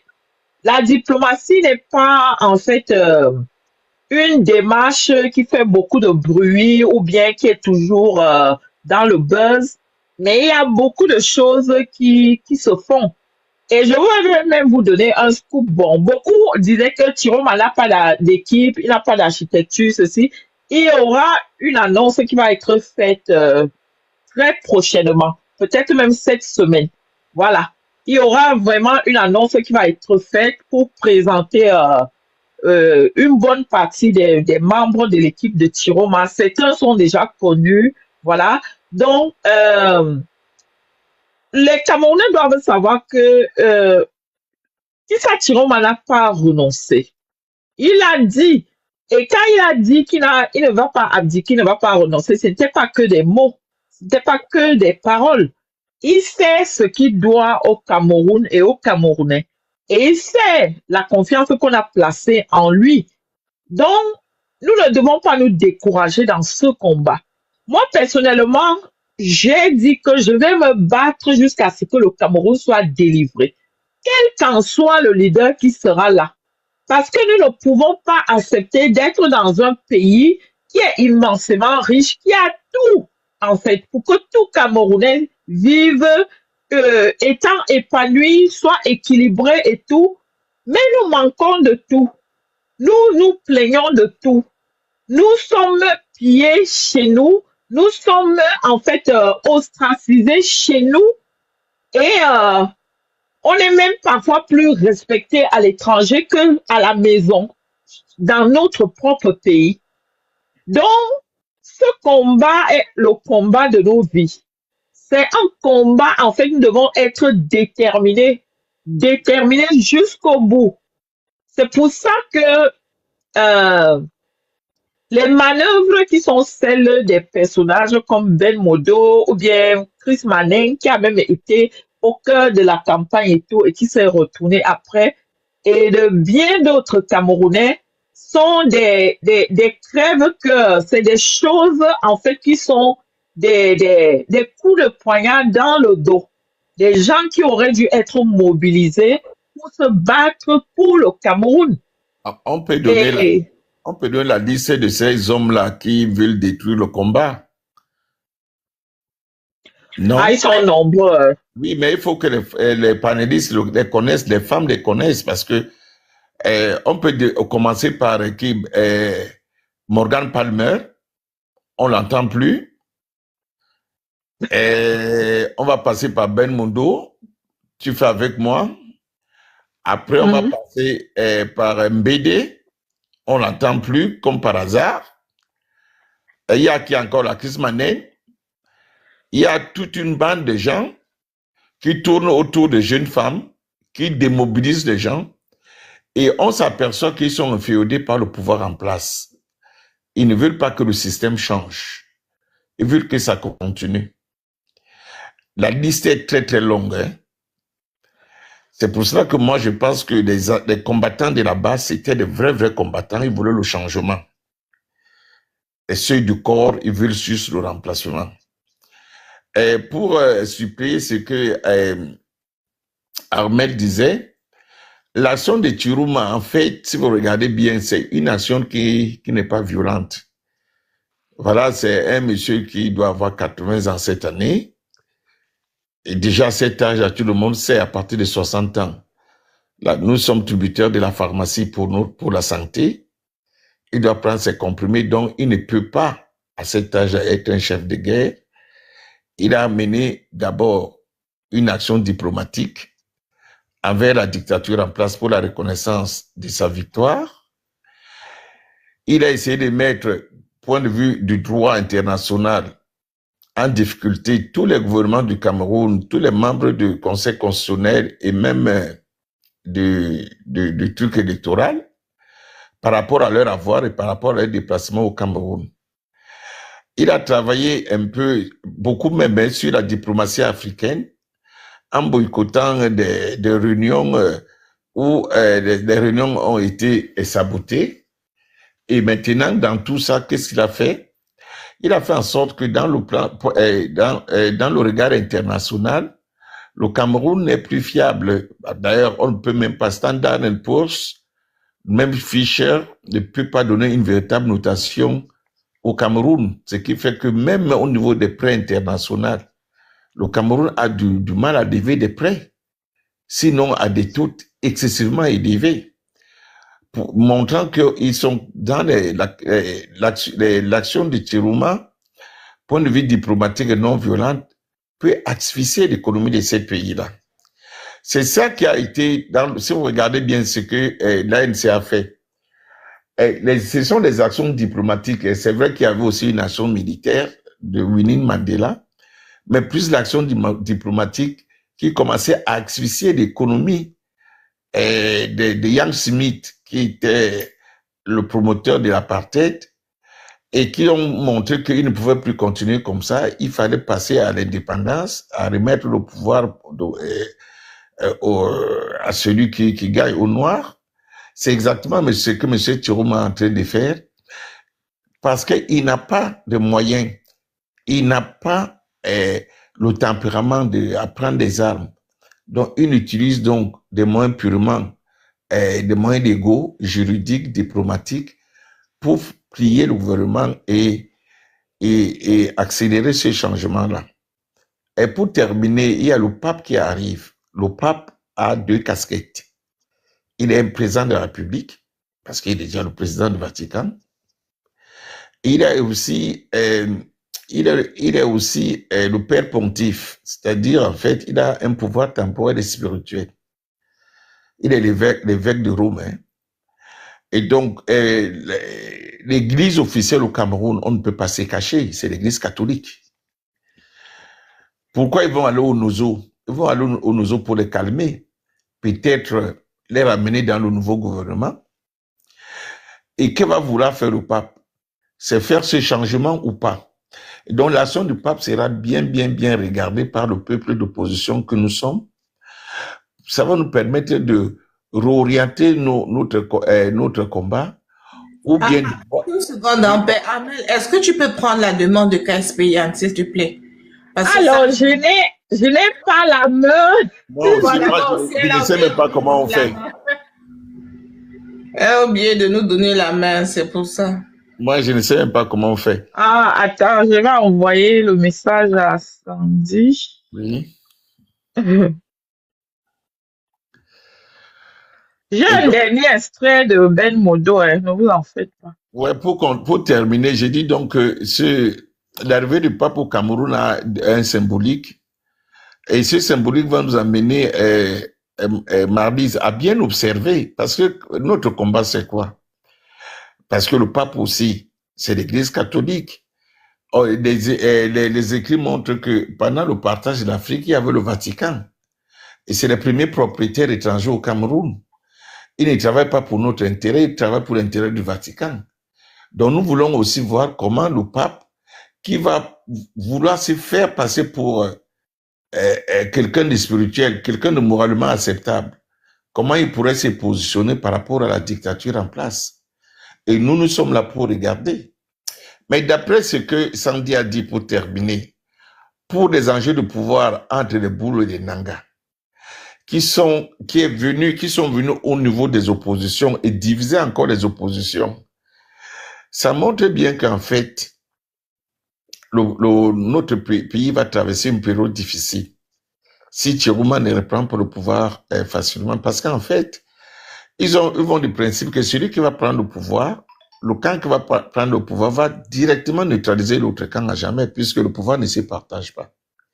Et pour le moment, c'est pour cela que M. Kamto ne comprend pas qu'il pourrait se faire manipuler pour basculer le nuage à gauche ou à droite pour la succession de M. Paul Biya.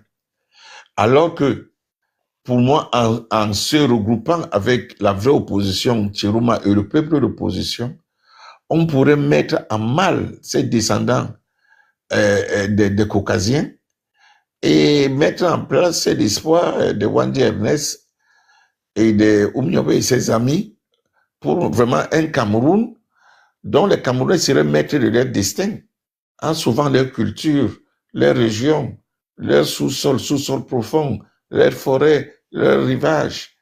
Et maintenant, avec ce qui est à nous, poser les bases et construire un Cameroun meilleur. Comment pouvons-nous expliquer vous-même qu'on est dans le golfe de Guinée, on est dans une zone de haute sédimentation, on a le pétrole comme tout le monde. On est dans une zone de haute pluviosité. Après l'Amazonie là-bas, c'est l'équateur en Afrique centrale. On a l'eau à provision avec des arbres à provision.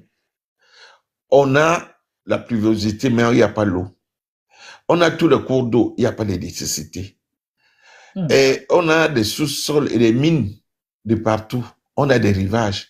Comment pouvez-vous expliquer que nous soyons encore un peuple surendetté et pauvre à ce point?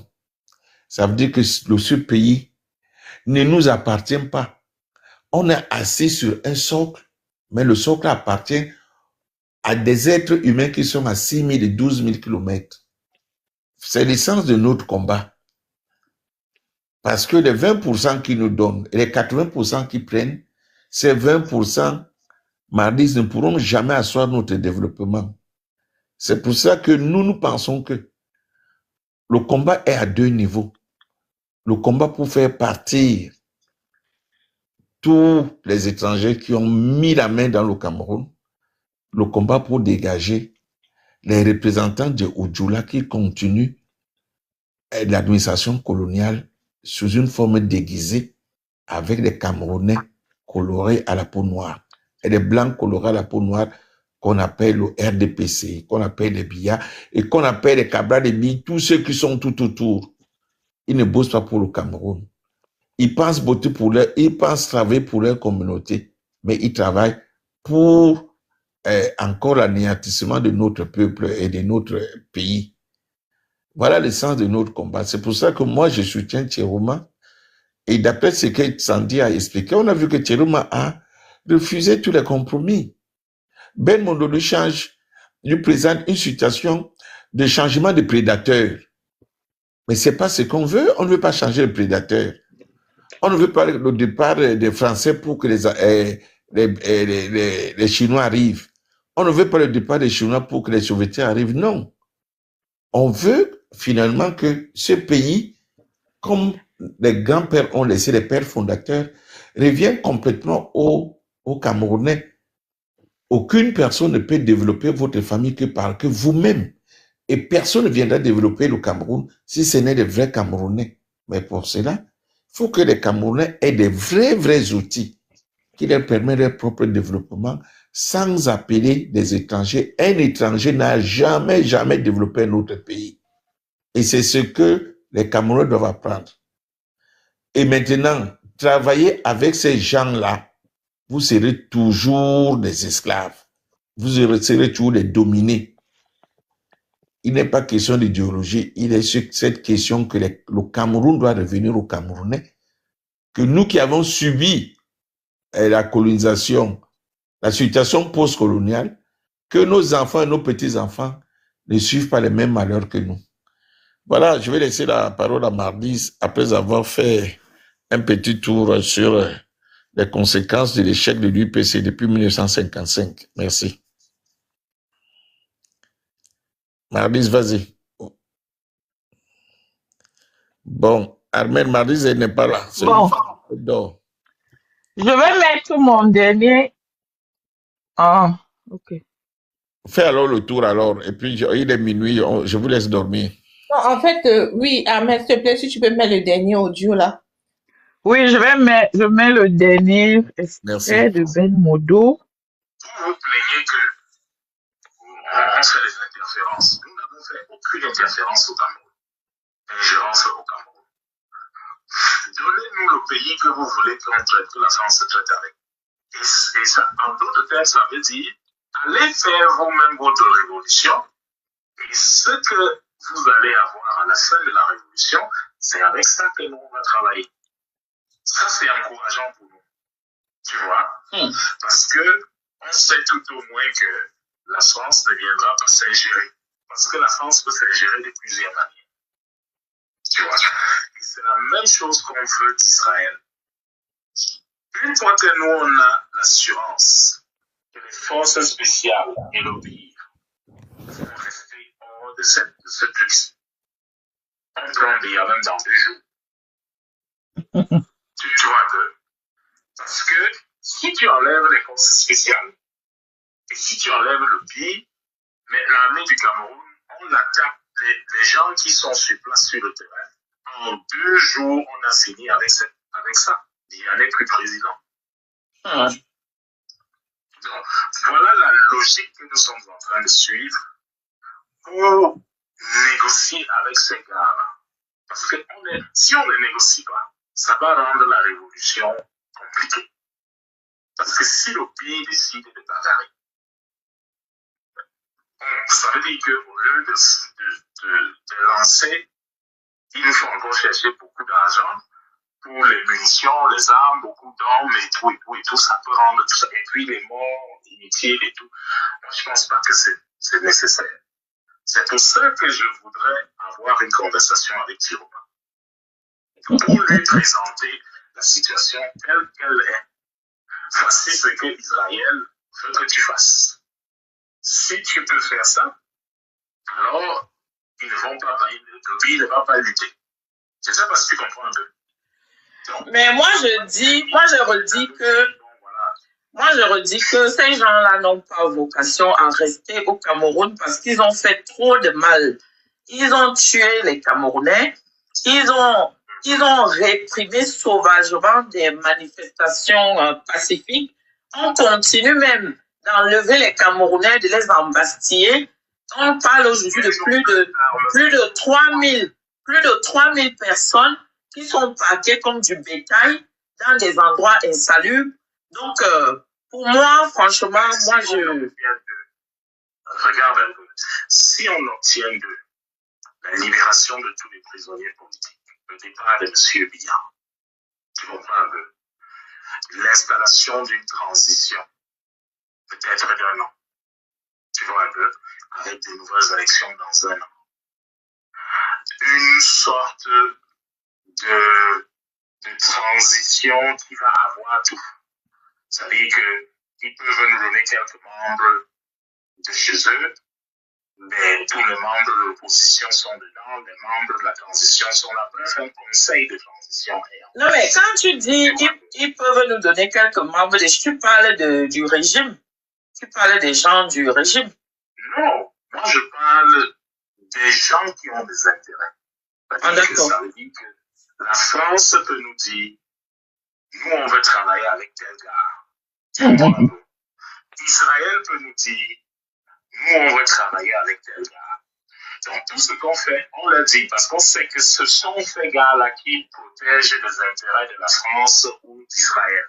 Donc nous on va leur dire, la personne que vous dites là, elle vient dans le conseil, mais les décisions du conseil de transition sont collégiales. Tu comprends un peu? On vote. Donc, on ne veut pas quelqu'un qui va venir dominer sur ça. On veut que le collège s'asseye. S'il y a une décision, le collège prend la décision jusqu'à ce qu'il y ait de nouvelles élections, une nouvelle assemblée, un nouveau parlement, où les gens, chacun va faire son travail. Mais pendant l'année de transition, voici comment on va fonctionner. On ne veut pas d'hommes forts. Tu vois un peu. On veut que tout passe par une élection au sein de la transition. Voilà en réalité ce qu'on essaye d'obtenir. Tu vois? Parce que si on décide d'aller le côté frontal,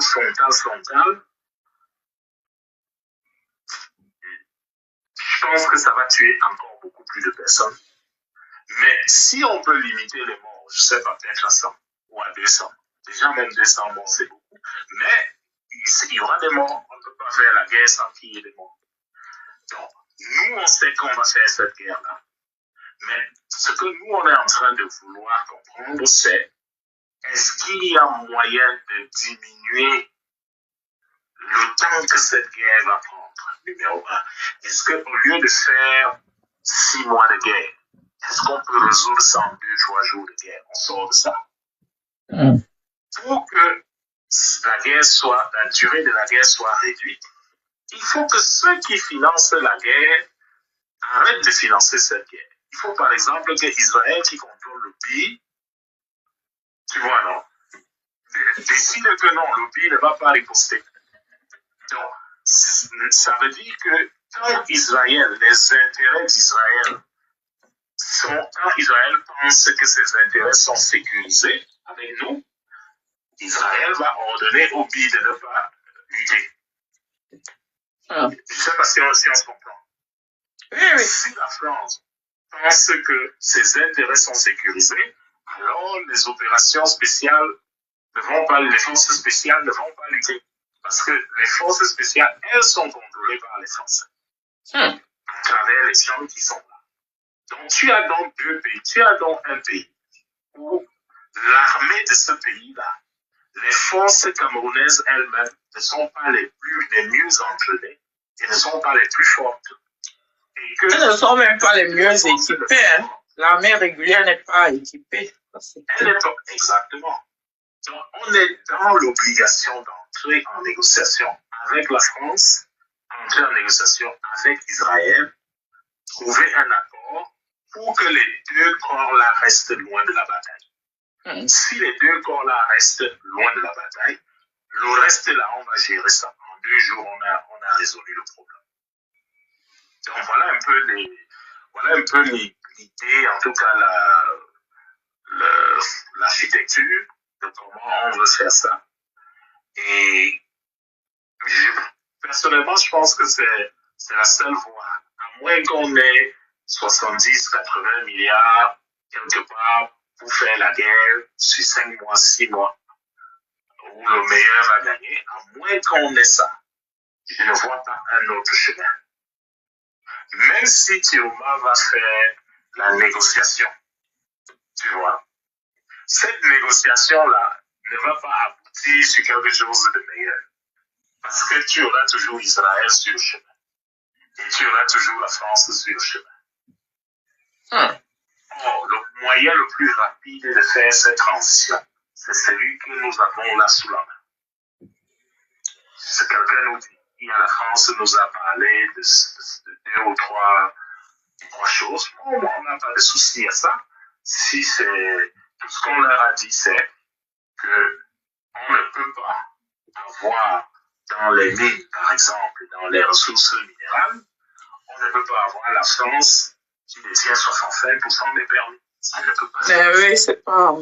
D'ailleurs, la France détient moi je pense plus de 80%, j'ai plus de 80-90% du pétrole camerounais avec Perenco.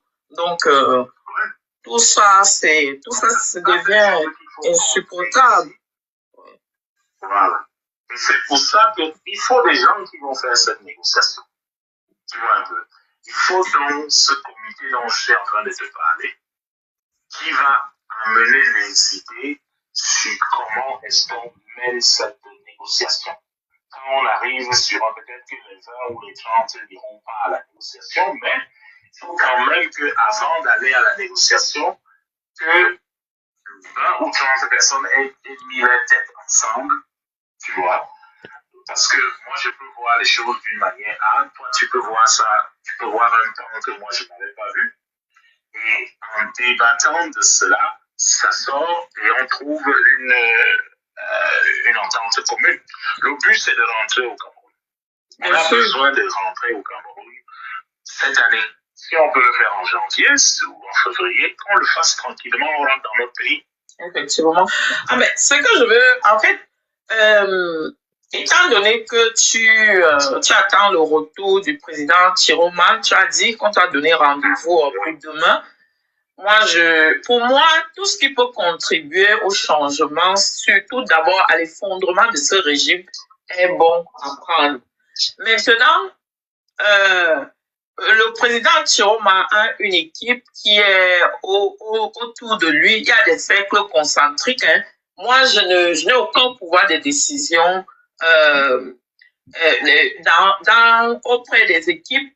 Moi, je peux plutôt dire que je suis plutôt à l'extérieur. Oui, je ne suis pas vraiment dans le hub et le cœur de la stratégie et des décisions. Voilà. Je ne sais pas avec lequel des conseillers tu as parlé. Je ne sais pas si c'est Laurent ou bien c'est quelqu'un d'autre. Eux, ils sont mieux placés. Il y a aussi le grand frère Eric Chindje. Donc, je pense que tu as son numéro et que tu peux parler avec lui. Il est à Londres ou à Manchester, là, au moment où on parle. Amen. Là où nous sommes là, nous ne demandons ni l'avis, tu comprends un peu, ni l'autorisation de Chiroma. Ah, d'accord. Nous allons faire une lutte armée. On ne demande pas à Chiroma s'il est d'accord avec la lutte armée. On ne demande pas à Chiroma ce qu'il pense de ça. C'est pas le but de ça. D'accord. C'est-à-dire que quand je disais que j'ai demandé que... Ce gars-là n'est pas normal. Hein? Oui. C'est pour aller lui dire... Ce gars n'est pas normal, Ahmed. Attends, Ahmed, pose un peu. Il n'est pas normal, Sandy.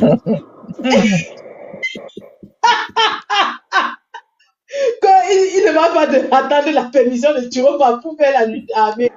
Bon, comme Chiroma n'a pas donné son accord, où est sa lutte armée là?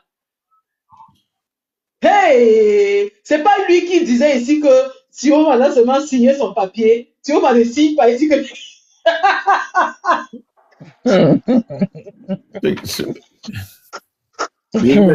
Mais moi, ce qui me tue, en fait, c'est les gens qui partagent ça, en fait. Les gens qui en parlent, c'était leur plus gros buzz de l'année 2026, en vérité. C'est le corps. Des stupidités comme ça, tu te dis, mais c'est quoi ça, en fait? Des gens à qui on a donné un certain crédit au niveau de l'analyse. Mais on était perdus, hein. Mais franchement, on était perdus. Il faut vraiment s'éloigner de la secte corps là pour retrouver toute une lucidité et tout, avoir notre esprit critique. Honnêtement, l'effet de masse que ces gens produisent, c'est néfaste, c'est dangereux. Et surtout qu'on ne peut pas les changer. Hein? En tout cas, vraiment, je sais pas si le voice est encore long. Je ne sais pas si on peut organiser encore un autre live pour la suite. Je ne sais pas si ça vaut la peine, mais je pense qu'aujourd'hui, on a fait une démonstration magistrale. Non, voilà. Bon, moi, je vais faire une conclusion et je vous laisse. Sandy, vraiment bravo. Ils ont eu tort de s'attaquer à toi déjà. Ils ne savaient pas que tu avais de la documentation. Et le piège s'est retourné contre eux. Et je suis triste pour les corps. Les corps, peut-être, beaucoup de corps aujourd'hui vont très mal dormir. Mais bien sûr, ils vont s'interroger que merde. Ils pensaient que quand on dit qu'on le Vas-y. Vas-y. Vas-y. Je disais donc que certains des corps aujourd'hui, je vous assure qu'ils vont mal dormir, ils vont se poser la question, est-ce que nous qui suivons Kamto, est-ce que on se rend compte maintenant d'après ce que nous avons comme élément d'analyse où Kamto nous amène? C'est ça le vrai problème. Beaucoup de gens, et maintenant, ils sont en train de réfléchir comment attaquer maintenant les gars de la base avec d'autres éléments, puisque les cartes en main, on les a détruites aujourd'hui, avec des preuves tangibles, factuelles, démonstrations, CQFD. Oui, là, il n'y a rien à dire. Hein. Quelqu'un qui dort aujourd'hui dit, c'est que j'ai entendu hier. Vous allez voir, à partir de demain, ils vont rien dire. Bon, ils vont peut-être passer aux insultes. Mais, point de vue intellectuel, ils n'ont plus rien à proposer. Merci pour les jeunes femmes. Merci pour Sandy. Merci pour Armel. Merci pour Marlise. Nous, les vieux, on est là pour vous soutenir. Et bonne nuit. Et vous faites un autre live. On sera là pour vous écouter. Allez, merci à bientôt. Tiens, père. Merci. Je pense que ce que je vais faire, Sandy, c'est que je vais te transmettre cet enregistrement-là. Comme ça, toi, si tu veux découper, si tu veux faire des morceaux choisis, tu pourras le faire. Parce que, en fait, depuis décembre, je n'avais plus réécouté. Il y a aussi New Cameroun qui fait très bien ce travail de découper. Ah, d'accord. Voilà. Super. Super. Je pense qu'il faut qu'on fasse comme ça. On découpe en petits morceaux. Même si c'est 5 minutes, 10 minutes, on balance tout le temps. Dès que quelqu'un veut parler, on balance ça. Voilà. Ouais, c'est comme ça. Mais en général, sauf que tu as mis la modération et tu n'as pas mis la gestion des invités. Tu n'as pas coché toutes les cases. C'est difficile de faire monter les gens sur le panel après quand tu n'étais pas là. Bon. Ouais. Ce vraiment magistral comme d'habitude. Que dire? Rien. Merci et bonne nuit. Merci beaucoup, mais vraiment. Bonne nuit. Pour l'assistance. Armel, merci. Tu as été impeccable. Vraiment, merci.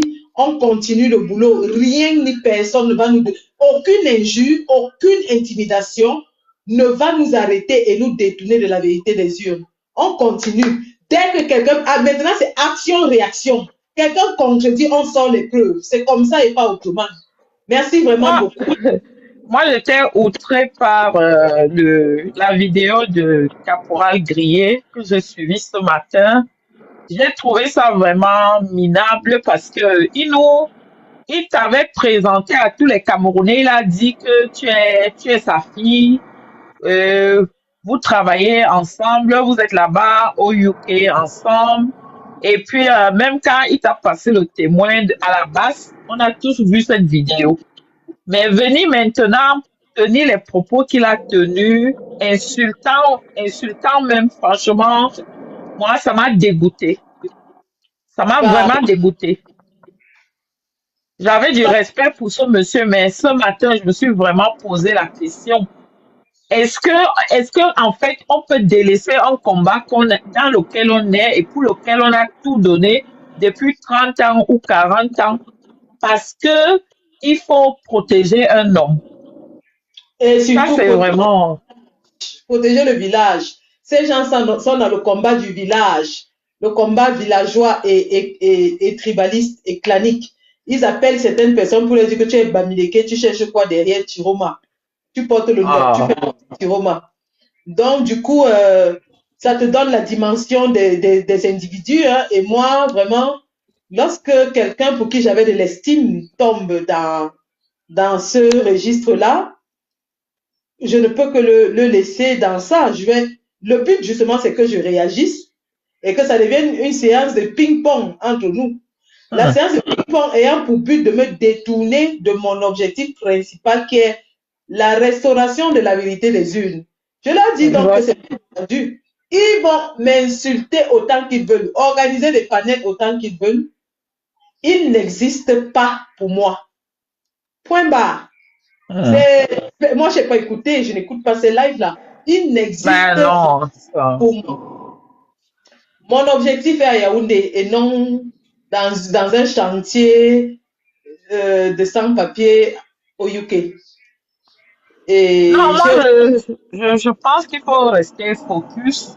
Il faut rester focus sur ton combat parce que quand les choses ont basculé le 5 août, tu as eu le flair, tu as compris tout de suite. Parce que nous, on a tenu aussi notre conseil entre nous au fauteuil rouge et on m'a demandé mon avis. Moi, j'ai dit, je vais soutenir Tiroma parce que je sais qu'il a le tempérament. Il n'a peut-être pas tous les atouts, mais dans la situation où on est, il est capable quand même de tenter sa chance.